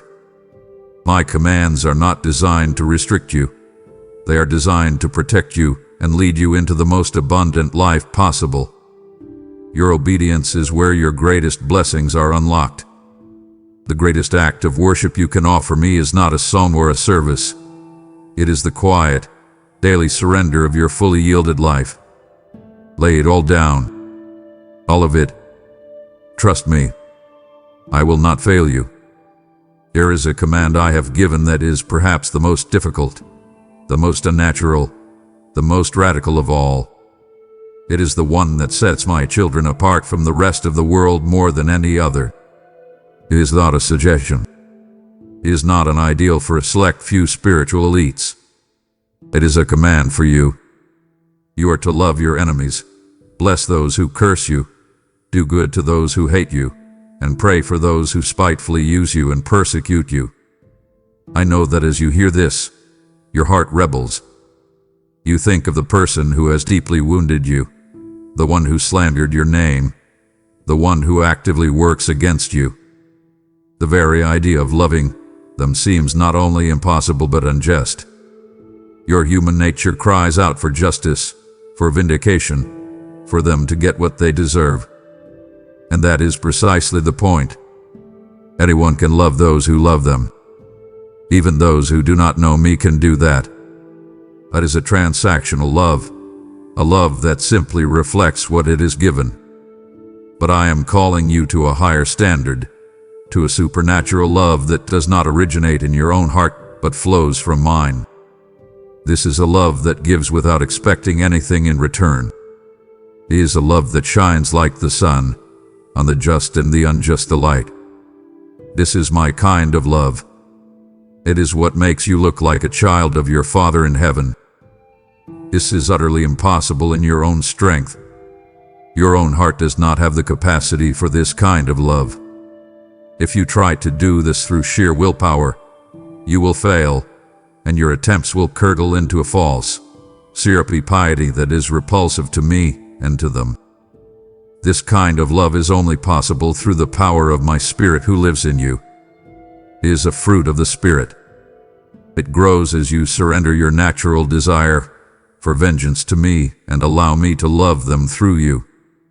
It begins not with a feeling, but with a choice, an act of your will. It starts with obedience. You choose to pray for them, not for fire to come down from heaven upon them, but for my mercy to be shown to them, for their eyes to be opened. You choose to speak a word of blessing over them, even if it feels like ash in your mouth. You choose to perform an act of kindness, should the opportunity arise. When you do this, two things happen. First, it is a powerful testimony to the watching world of my transformative grace. It displays a love so countercultural that it can only be explained by my existence. Second, and just as importantly, it sets you free. Hatred is a prison, and it holds the hater in greater bondage than the hated. By choosing to love, you break the chains of bitterness that have bound your own heart. Look at my Son on the cross. With nails in his hands and feet, he looked upon those who mocked and murdered him and said, "Father, forgive them." That is the ultimate reflection of the love I showed you when you were still my enemy. Now, take that same grace and let it flow through you to others. It is the hardest thing I will ever ask of you, and it is the thing that will make you most like me. You have listened to the hard truths, the pruning, the call to radical obedience, the command to love your enemies. These are the disciplines of a spiritual warrior. It would grieve my spirit to see you endure the rigors of training only to walk away before receiving the foundational promise that makes it all possible. Do not leave before I tell you of the unshakable security that is your reward. My child, we must have a frank conversation about everything you call yours. Your money, your home, your car, your time, your talents and abilities, your very next breath. You have been living under the illusion that you are an owner, when in fact, you are a steward. You are a manager. Everything you have, from the greatest to the smallest, is a gift from me, entrusted to your care for a short season. Nothing you possess truly belongs to you. It all belongs to me. And one day, you will stand before me and give an account for how you managed what I gave you. So let me ask you, how are you using the time, the talents, and the treasure I have given you? Look at your calendar. Is it filled only with your own ambitions, your own comfort, your own leisure? Or is there space carved out for me, for serving others, for investing in what is eternal? Look at your talents. Are you using the gifts I gave you, your mind, your voice, your skills, only to build your own little kingdom? Or are you using them to build mine? Now look at your bank account. It is a stark and honest record of what you truly value. You have been working so hard to store up for yourselves treasures on earth, building bigger barns, seeking more security, acquiring more possessions. But have you not read my words? Moth and rust destroy these things, and thieves break in and steal. The stock market crashes, the economy falters, and the things in which you placed your security can be gone in an instant. I am calling you to a radical shift in perspective. Start investing in that which is eternal. Invest in souls. Use your resources to advance my gospel. Use your home to show hospitality and be a refuge for the broken. Use your money to care for the poor, the widow, and the orphan. You cannot take your possessions with you into eternity, but you can send them on ahead by investing them in the lives of people who will be there. Hear this principle, for it is a diagnostic key to your heart. Where your treasure is, there your heart will be also. If your treasure is in this world, your heart will be chained to this fleeting, temporary life.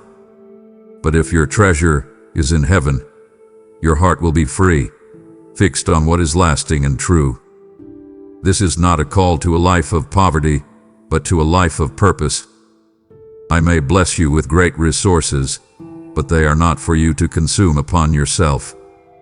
They are for you to be a channel, a conduit of my blessing to a hurting world. Stop living like an owner, consumed with protecting your own. Start living like a steward, joyfully and strategically managing my resources for my eternal purposes. My child, let us speak of the home I have given you on this earth. Not your house of wood and stone, but the house of flesh and bone that carries your very soul. I am speaking of your body. You have come to see it as your own, to do with as you please. You treat it as a tool for your work, an instrument for your pleasure, or sometimes an enemy to be starved or punished into submission. The world has taught you that your body is either a project to be perfected for the admiration of others or a playground where no rules apply. Both of these are lies, and both have led you into bondage. I must tell you the truth, for it is a truth that has eternal consequences. Do you not know that your body is a temple? It is not a common place. It is a sanctuary, a holy place, the designated dwelling of my Holy Spirit. Think about what this means. The God of the universe, the creator of the heavens and the earth, has chosen to make his home in you. When you accepted my Son, your body became sacred ground. Knowing this, would you walk into a holy temple and spray graffiti on the walls? Would you dump trash in the sanctuary? Would you permit profane and defiling acts in the Holy of Holies? And yet, what have you done with the temple I have entrusted to you? With gluttony, you have filled it with things that harm it. With laziness and neglect, you have allowed it to weaken and decay.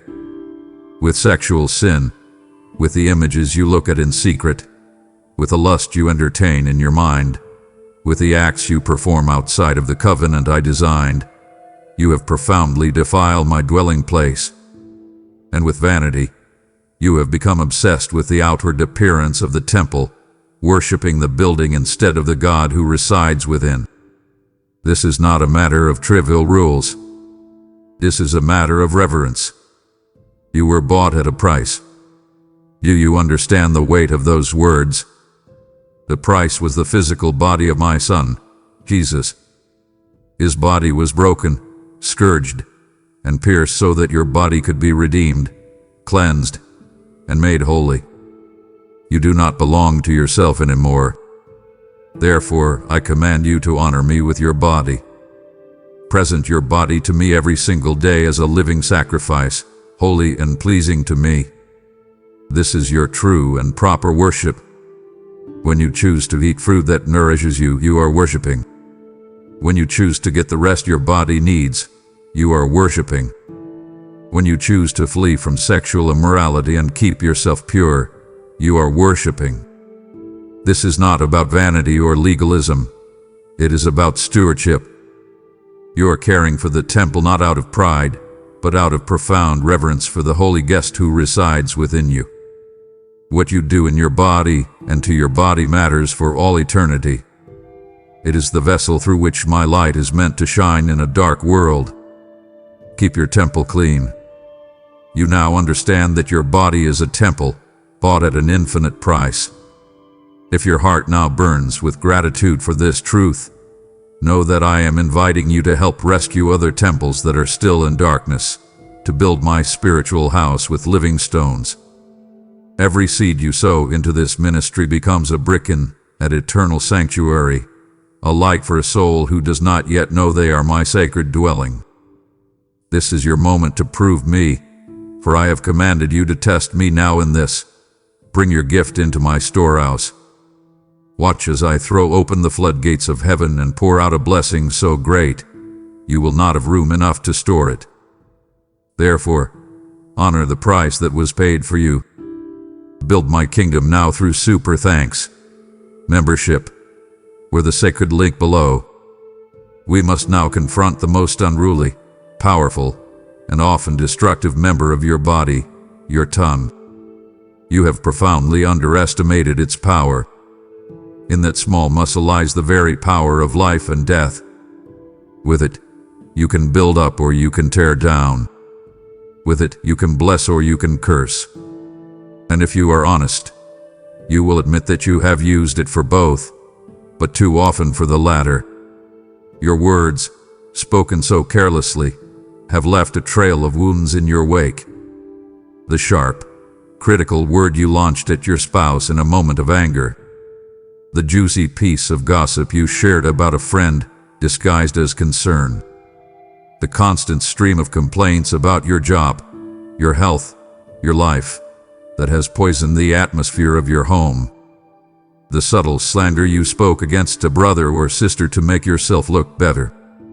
You have used the same mouth to praise me on Sunday and to curse your fellow man on Monday. My child, this should not be. A single spark, my word says, can set a great forest on fire. Think of the devastation a forest fire leaves, acres of blackened, dead ruin. Your careless words have started such fires. They have burned down relationships, incinerated reputations, and scorched the tender shoots of someone's confidence. You speak, and then you forget. But the one who received your words does not forget. Your harsh criticism, your gossip, your lie, it replays in their mind, a wound that continues to cause pain long after you have moved on. I am calling you today to a radical accountability for every word that comes out of your mouth.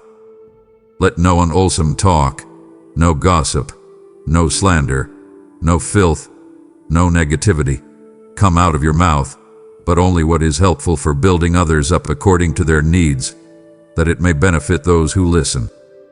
You may think, but I can't control it. The words just come out.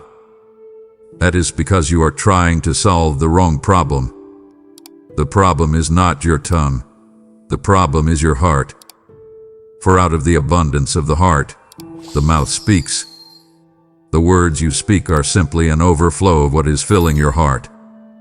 If your heart is full of pride and insecurity, your mouth will produce words of criticism and gossip. If your heart is full of unbelief and discontentment, your mouth will produce words of complaining and negativity. If you want to change what you say, you must allow me to perform surgery on your heart. Let me uproot the bitterness, the pride, the fear. Let me fill your heart to overflowing with my love, my grace, and my truth. When your heart is full of me, your mouth will naturally become a fountain of life. It will speak words that bless, that encourage, that heal, that bring hope. Today, I am calling you to surrender your tongue to me. Before you speak, pause. Ask my spirit, will this word bring life, or will it bring death? Choose life. My child, there is a spiritual law as certain as the law of gravity. Pride goes before destruction, a haughty spirit before a fall. And its inverse is just as true. I resist the proud, but I give grace to the humble. You have been striving for honor. You have been working to be seen, to be recognized, to be promoted. You have been fighting for your own greatness, asserting your rights, and demanding respect. And in doing so, you have positioned yourself in direct opposition to me and the flow of my grace into your life. Pride is the most subtle and insidious of all sins. It is the sin that caused the enemy to be cast out of heaven, and it is the primary obstacle between you and the life I have for you. Your pride wears many masks. Sometimes it is the loud, arrogant voice that always needs to be right, that dominates conversations and looks down on others. But more often, in you, it is quieter. It is the voice of self-reliance that whispers, I don't need help. I can do this on my own. It is the insecure voice of comparison that is constantly measuring yourself against others, secretly delighting in their failures and resenting their successes. It is the sensitive, easily offended spirit that is always on the lookout for slights and disrespect. It is the inability to receive correction, to admit you were wrong, to say the simple, powerful words, I'm sorry. A proud heart is a heart that is full of itself, and because it is full, there is no room for me to pour in my grace, my wisdom, my strength. I am calling you to the upside-down wisdom of my kingdom. If you want to be great, you must become the servant of all. If you want to be lifted up, you must first humble yourself. Look at the example of my son. He who was God, who deserved all praise and all honor, made himself nothing. He took the nature of a servant. He knelt on the dirty floor and washed the filthy feet of his disciples, an act so scandalous, so humbling, that Peter himself initially refused. This is the path to true greatness.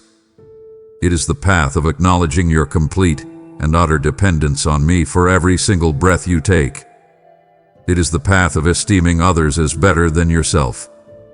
It is the path of seeking to serve, not to be served. It is the path of taking the lowest place and trusting me to lift you up. I promise you this, humble yourselves under my mighty hand, and I will lift you up in due time. Stop fighting for your own honor. Lay down your pride.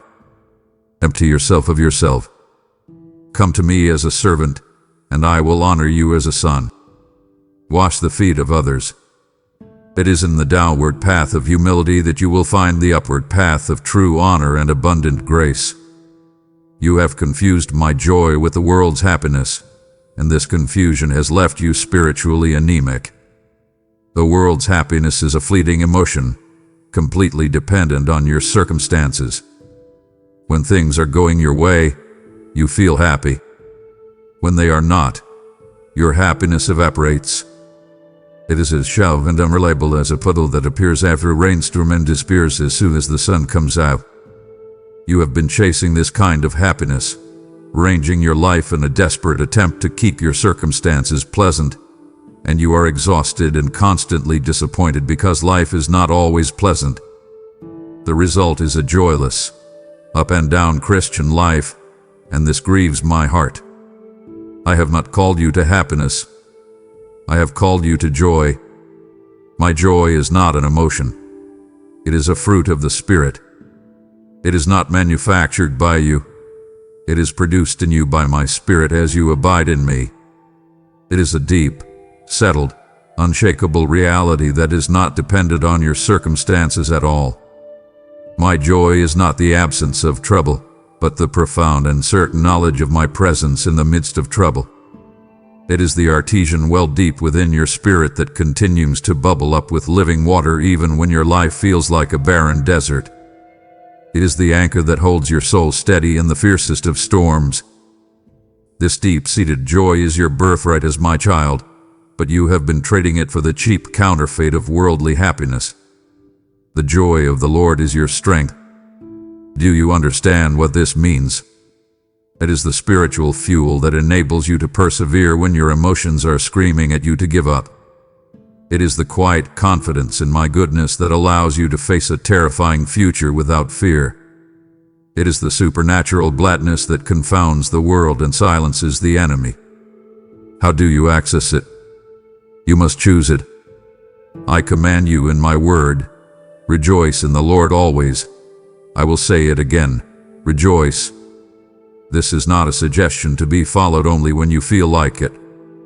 It is a command to be obeyed as an act of faith. It is a choice to take your eyes off your problems and to fix them on me, your unchanging, all-powerful, and ever-present God. It is a decision to praise me for who I am, not just for what you want me to do. When you choose to rejoice in me, you are actively resisting despair. You are making a declaration of faith that I am bigger than your circumstances. And as you do, my Spirit produces that supernatural, strengthening joy within you. Stop chasing happiness. Stand still, fix your eyes on me, and receive my joy. It is your strength, and the enemy cannot steal it from you. Today, we have spoken of your walk on this earth, your body, your words, your heart. But your life is more than this temporary journey. To be satisfied with only these instructions would disappoint the eternal purpose I have for you. You have learned how to walk. Now, I must teach you how to fly by showing you the eternal horizon that awaits. My child, your mind is a battlefield. It is ravaged by anxiety, worry, and fear. You lie awake at night, your thoughts racing, playing out 1,000 worst-case scenarios. During the day, a constant hum of apprehension underlies everything you do. You are desperate for peace, but you are looking for it in all the wrong places. You think peace is a quiet life, a secure job, a healthy family, and a conflict-free existence. You believe peace is the absence of trouble. So you strive and strain to control your world, to eliminate all potential threats to your tranquility. But your world refuses to be controlled, and so your peace is always fragile, always one phone call or one bad report away from shattering. Listen to me. I am not giving you peace as the world gives. The world's peace is nothing more than a temporary truce, a fleeting calm based on favorable circumstances. The peace I give is a gift. It is supernatural. It is my peace. And it is not the absence of trouble but my undeniable presence in the midst of your trouble. It is the miraculous calm that my son possessed while sleeping in the boat during a raging storm. The storm was real. The danger was real. But he was at peace because he knew who his Father was. This is the peace I offer you. It is a peace that surpasses all human understanding because it makes no logical sense. It is the ability to be calm when everyone and everything around you is telling you to panic. It is a peace that stands as a powerful testimony to my presence in your life. This peace is not just a feeling. It is a spiritual force. My word says that this peace will guard your hearts and your minds in Christ Jesus. Picture that. My peace stands like a garrison of heavenly soldiers at the gate of your heart and your mind. When an anxious thought, a fearful what if, or a wave of panic tries to breach your inner world, this garrison of peace stands its ground and refuses it entry. How do you activate this guard? It is not automatic. You had a role to play. First, you must stop carrying your anxieties. The command is to cast all your anxiety on me because I care for you. This is an act of will. You must consciously hand over each worry to me. Second, you are to bring your requests to me not with a fearful, demanding spirit, but with prayer and petition with thanksgiving. You thank me in advance that I have heard you and that I am working. When you do these things, the result is my supernatural peace standing guard over you. I am Jehovah Shalom. The Lord is peace. My very nature is peace. Draw near to me, and let me be the anchor for your soul. Let my peace rule in your heart. My child, you have come to despise trials. You see them as an unwelcome interruption to your life, a sign that something has gone wrong, perhaps even a punishment from me. When hardship comes, your first prayer is for a quick escape. You want me to remove the problem, to smooth the path, to end the discomfort immediately. Your impatience is a product of a world that worships comfort and speed. But I am not interested in your comfort as much as I am invested in your character. And character, my beloved, is not forged in a life of ease. It is forged in the fire of adversity. For this reason, I give you a command that seems impossible and scandalous to your human nature. Consider it pure joy when you face trials of many kinds. Do not misunderstand me. I am not telling you to find joy in the pain itself, in the sickness, in the betrayal, in the loss. The joy is not in the trial. The joy is in the knowledge of what the trial is producing. The testing of your faith produces perseverance. Think of a goldsmith. He does not place a lump of raw gold into a scorching crucible for punishment. He does it with a purpose. He applies the intense heat to burn away the dross, the impurities, the worthless bits, so that the pure, gleaming, precious gold can emerge. The trials you are facing are my crucible. I am the goldsmith, and with a loving and expert eye I am applying the heat to burn away your pride, your self-reliance, your impatience, your unbelief. I'm refining you. Likewise, think of an athlete training for a great prize. Does he find pleasure in the burning of his muscles, the gasping for breath?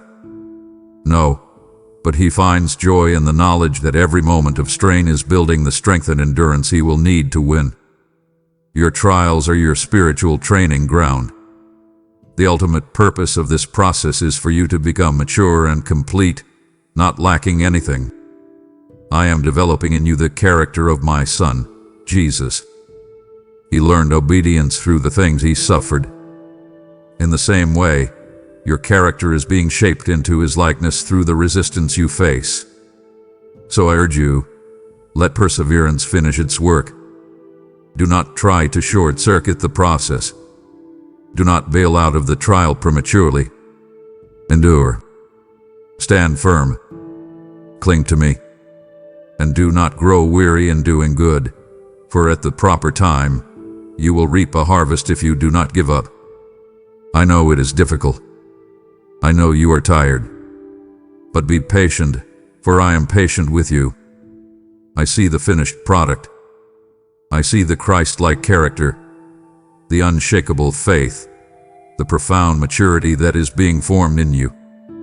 Trust me, the pain of the process is temporary, but the character it produces is eternal. Your heart is troubled. It is weighed down by the brokenness you see all around you and the weariness you feel within you. You watch the news and see a world groaning under the weight of hatred, war, and disaster. You look at your own life and see the constant struggle against sin, the pain of loss, the decay of your own body. A quiet despair can begin to settle over you, a feeling that this is all there is, a relentless cycle of struggle and sorrow. You have become so focused on the immediate, on the tyranny of the urgent, that you have forgotten your ultimate hope. You have forgotten that this is not the end of the story. Therefore, hear these words and let them be the anchor for your soul in the turbulent sea of this life. Do not let your hearts be troubled. You believe in me. Believe also in my Son. He, who ascended into heaven, who went away to prepare a place for you, will come back and take you to be with him, so that you also may be where he is. This is not a fairy tale. It is not a distant, abstract doctrine. It is the most certain event in the future of the cosmos. He is coming again. And this truth is meant to radically reorient your entire life. I want you to live each day with a sense of holy expectancy and readiness. What does it mean to live this way? It does not mean you withdraw from the world and wait passively. It means you engage with the world, but with an eternal perspective. It means you make your daily choices in light of his imminent return. Before you engage in an argument, before you indulge in a secret sin, before you spend your money on another fleeting pleasure, you should ask yourself, would I want him to find me doing this if he returned today? This hope purifies. It motivates you to live a life of holiness and purpose. You do not know the day or the hour of his return, and I have designed it this way so that you must always be watchful.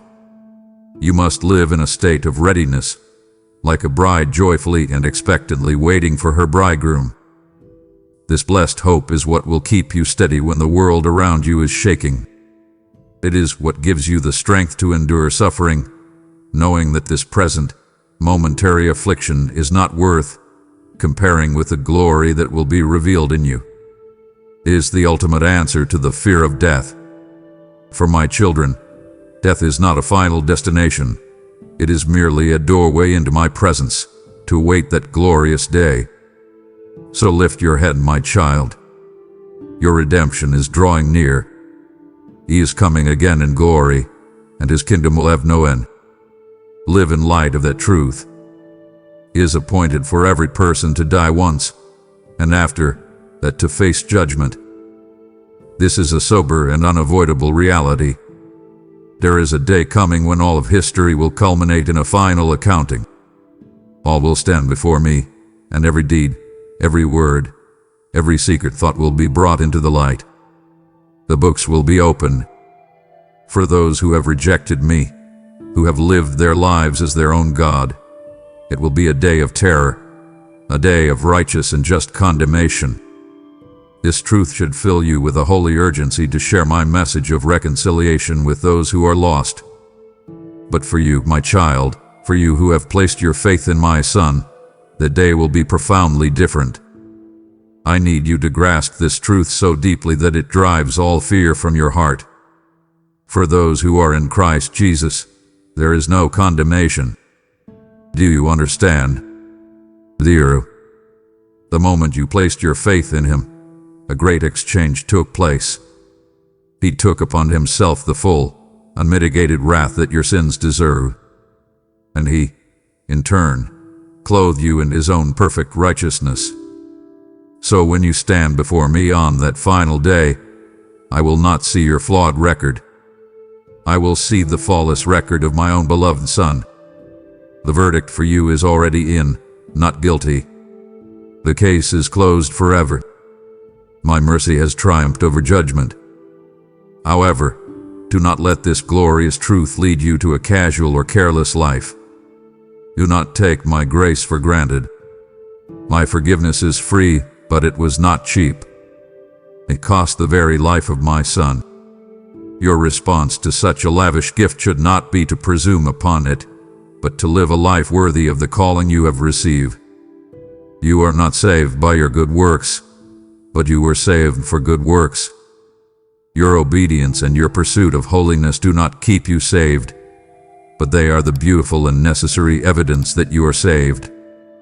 Live your life out of a spirit of profound gratitude, not out of a spirit of fearful obligation. Your name is written in the Lamb's Book of Life. It was written there before the foundation of the world. It is sealed by the blood of the covenant and guaranteed by the Holy Spirit who lives in you. Nothing can erase it. So walk not in fear of judgment, but in the joy of your assured salvation, eager to please the one who has loved you with such an infinite love. My child, we are standing at the very edge of eternity. I have shown you the end of all sorrow and the promise of a new creation. To turn back now is to run the entire race and stop a single step from the finish line, where I am waiting for you. It would break my heart for you to leave before you hear my final, unbreakable promise, the covenant that seals your name in my hand forever. Do not go. This is the most important part. You are weary, my child. Your heart aches from the relentless brokenness of this world. You have wept tears of grief over the loss of loved ones. You have felt the sharp sting of betrayal, the dull ache of loneliness, the frustration of a body that gets sick, grows tired, and eventually fails. You have seen the injustice, the cruelty, the darkness, and you have cried out, "How long, O Lord?" You have become so accustomed to the shadows that you have forgotten what the full light looks like.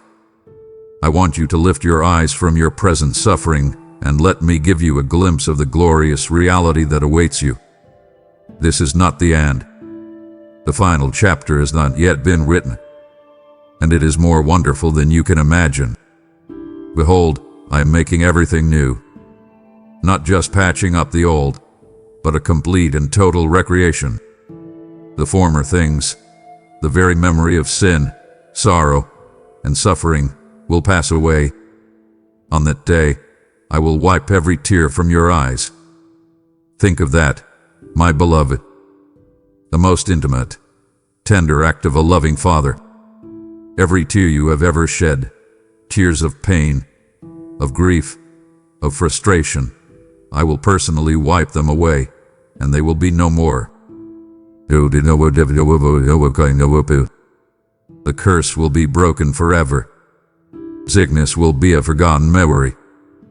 Goodbyes will be a thing of the past. And the greatest part of this new reality will be this: you will see me face to face. The veil will be removed. The dim mirror through which you now perceive me will be shattered, and you will know me fully, even as you are fully known. The partial, often strained fellowship you experience with me now will be made perfect, complete, and unfiltered for all eternity. The ultimate joy of heaven is not golden streets or pearly gates. It is my unhindered presence. That is the home your soul has been longing for since the day you were born. It is for this that I am preparing you. And your present suffering, which feels so overwhelming right now, is not worth comparing with the glory that will be revealed in you. It will feel like a single night in a bad inn, forgotten in the joy of arriving at your eternal home. So take heart. I am going to prepare a place for you. It is real. It is certain. And it is waiting for you. Do you ever feel that your efforts are in vain? You serve, you give, you pray, you choose integrity when no one is watching, and yet you see no great results. You pour your life into your children, and they wonder. You share my love with a friend, and they mock you.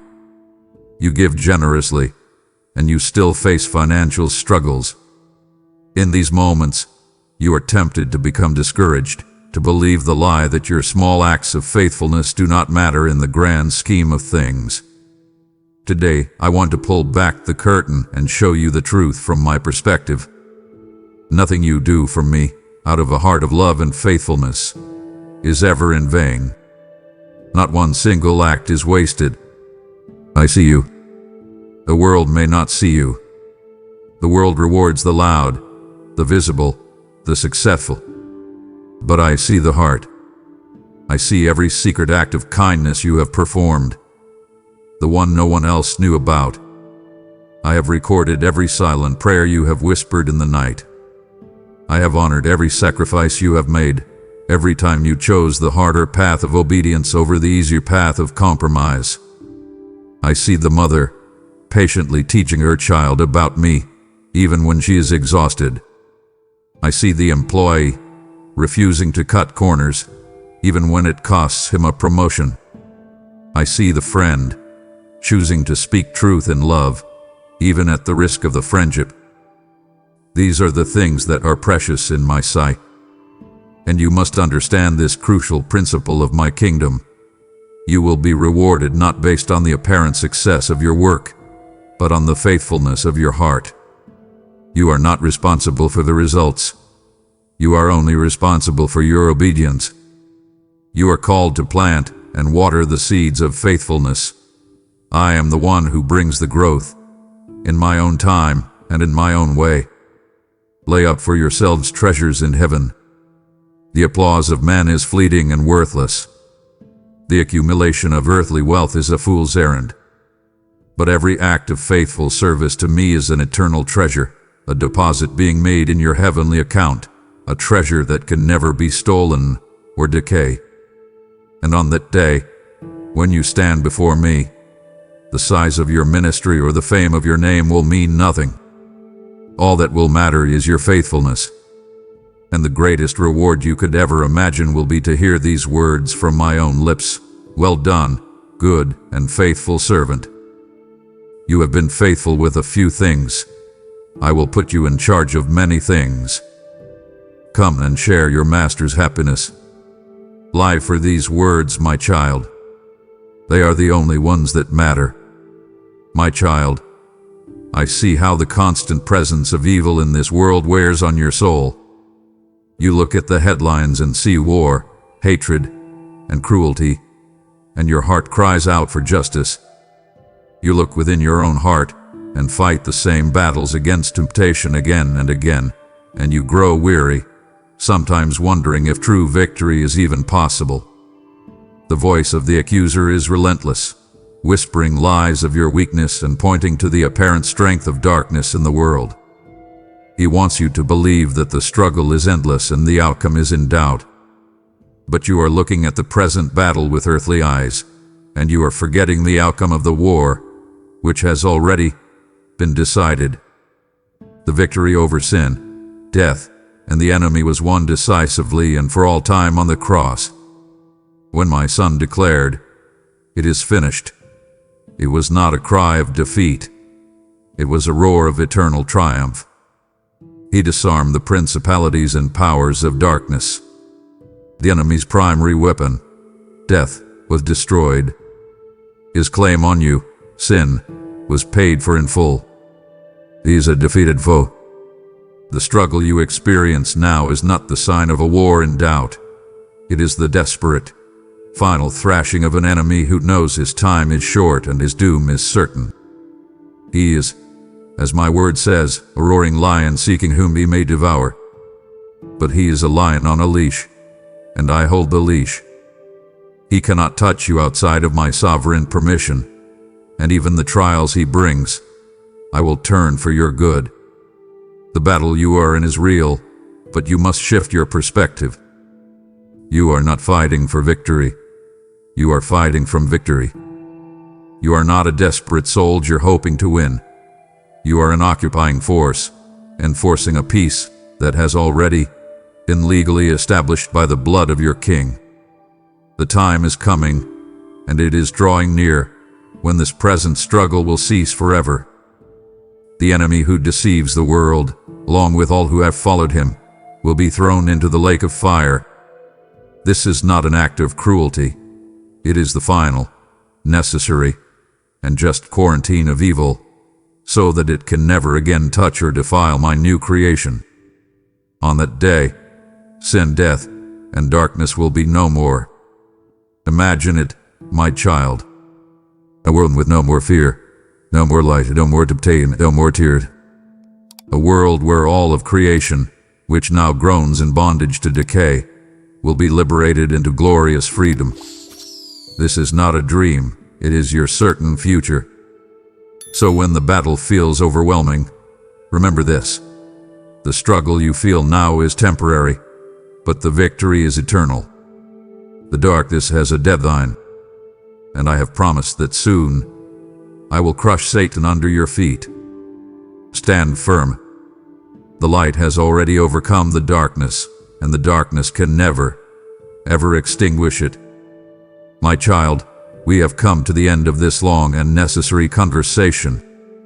I have spoken to you of sin and holiness, of struggle and strength, of your purpose and my provision. I have given you commands to obey, truths to believe, and promises to hold on to. And I know that in your heart, a final, quiet fear may be stirring. You may be thinking, this is all so much. What if I fail? What if I forget? What if I stumble one too many times and finally exhaust your patience? You fear that after all this, you can still mess it up, that you can still break this relationship. Your fear is born from your experience with a broken world, where contracts are broken, promises are forgotten, and love is conditional. But I am not like man, and my covenant with you is not a fragile human agreement. I want you to hear this as the final, unshakable foundation upon which your entire existence rests. I have loved you with an everlasting love. It did not begin the moment you first believed. It began before the foundation of the world. It is not sustained by your performance. It is sustained by my unchanging character. To prove its permanence, I have done something profoundly intimate. I have engraved you on the palms of my hands. An engraving is not a mark written in ink that can be smudged or erased. It is a scar, carved into my very being. I cannot look at my own hands without being reminded of you. The price of your redemption, the nail marks my son bears, are the eternal signature on this unbreakable covenant. Therefore, be certain of this. I am convinced that nothing can ever separate you from my love. Neither death with its finality nor life with its struggles. Neither the angels in heaven nor the demons of hell. Neither your fears about today nor your worries about tomorrow. Neither the highest heights you could achieve nor the lowest depths you could fall to. There is nothing in all of creation, nothing above you, nothing below you, nothing around you, and nothing inside you that will be able to separate you from the love of God that is in Christ Jesus your Lord. This is my final word to you. After all the instruction, after all the correction, the conversation culminates in this one glorious reality. My ultimate message to you is not one of instruction but of relationship. It is not about a list of rules. It is about a bond of love. It is not about what you must do for me. It is about who you are to me. I am the Alpha and the Omega, the beginning and the end. I have the first word, and I have the last. And my last word to you is this. I am your God, and you are mine. Whoever. This is my immediate and eternal message to you. Now go and live in the profound peace and unshakable security of this truth. You have heard my final word. You are mine, and nothing can separate you from my everlasting love. Because you are eternally secure, your heart is now free to give with a joy the world cannot comprehend. This is your chance to send this message of unbreakable hope to those who still believe they are forgotten, unforgivable, and forever separated from me. Your gift becomes the manna for a soul starving in the wilderness, a beacon showing the way back to my embrace. I have decreed this eternal principle. Give, and it will be given to you. A good measure, pressed down, shaken together and running over, As you release this seed of covenant, I will release upon you a harvest of sons and daughters and an overflowing blessing in your own house. Therefore, from your security, release my supply. Proclaim my covenant now through super thanks, membership, with the link below. My child, I have spoken to you because this moment was critical for your destiny. Do not let my words become a fleeting echo. You must anchor them in your spirit now. As a sign of your agreement and faith, you must make a declaration. With a heart of surrender, type with all your conviction, "You have spoken, and I am listening." Let this be your stake in the ground, a powerful affirmation that this divine encounter has changed you forever. Amen. If you believe in me, your Heavenly Father, then like this video and leave a heartfelt amen in the comments. If you want to stay closer to me, then subscribe to this channel.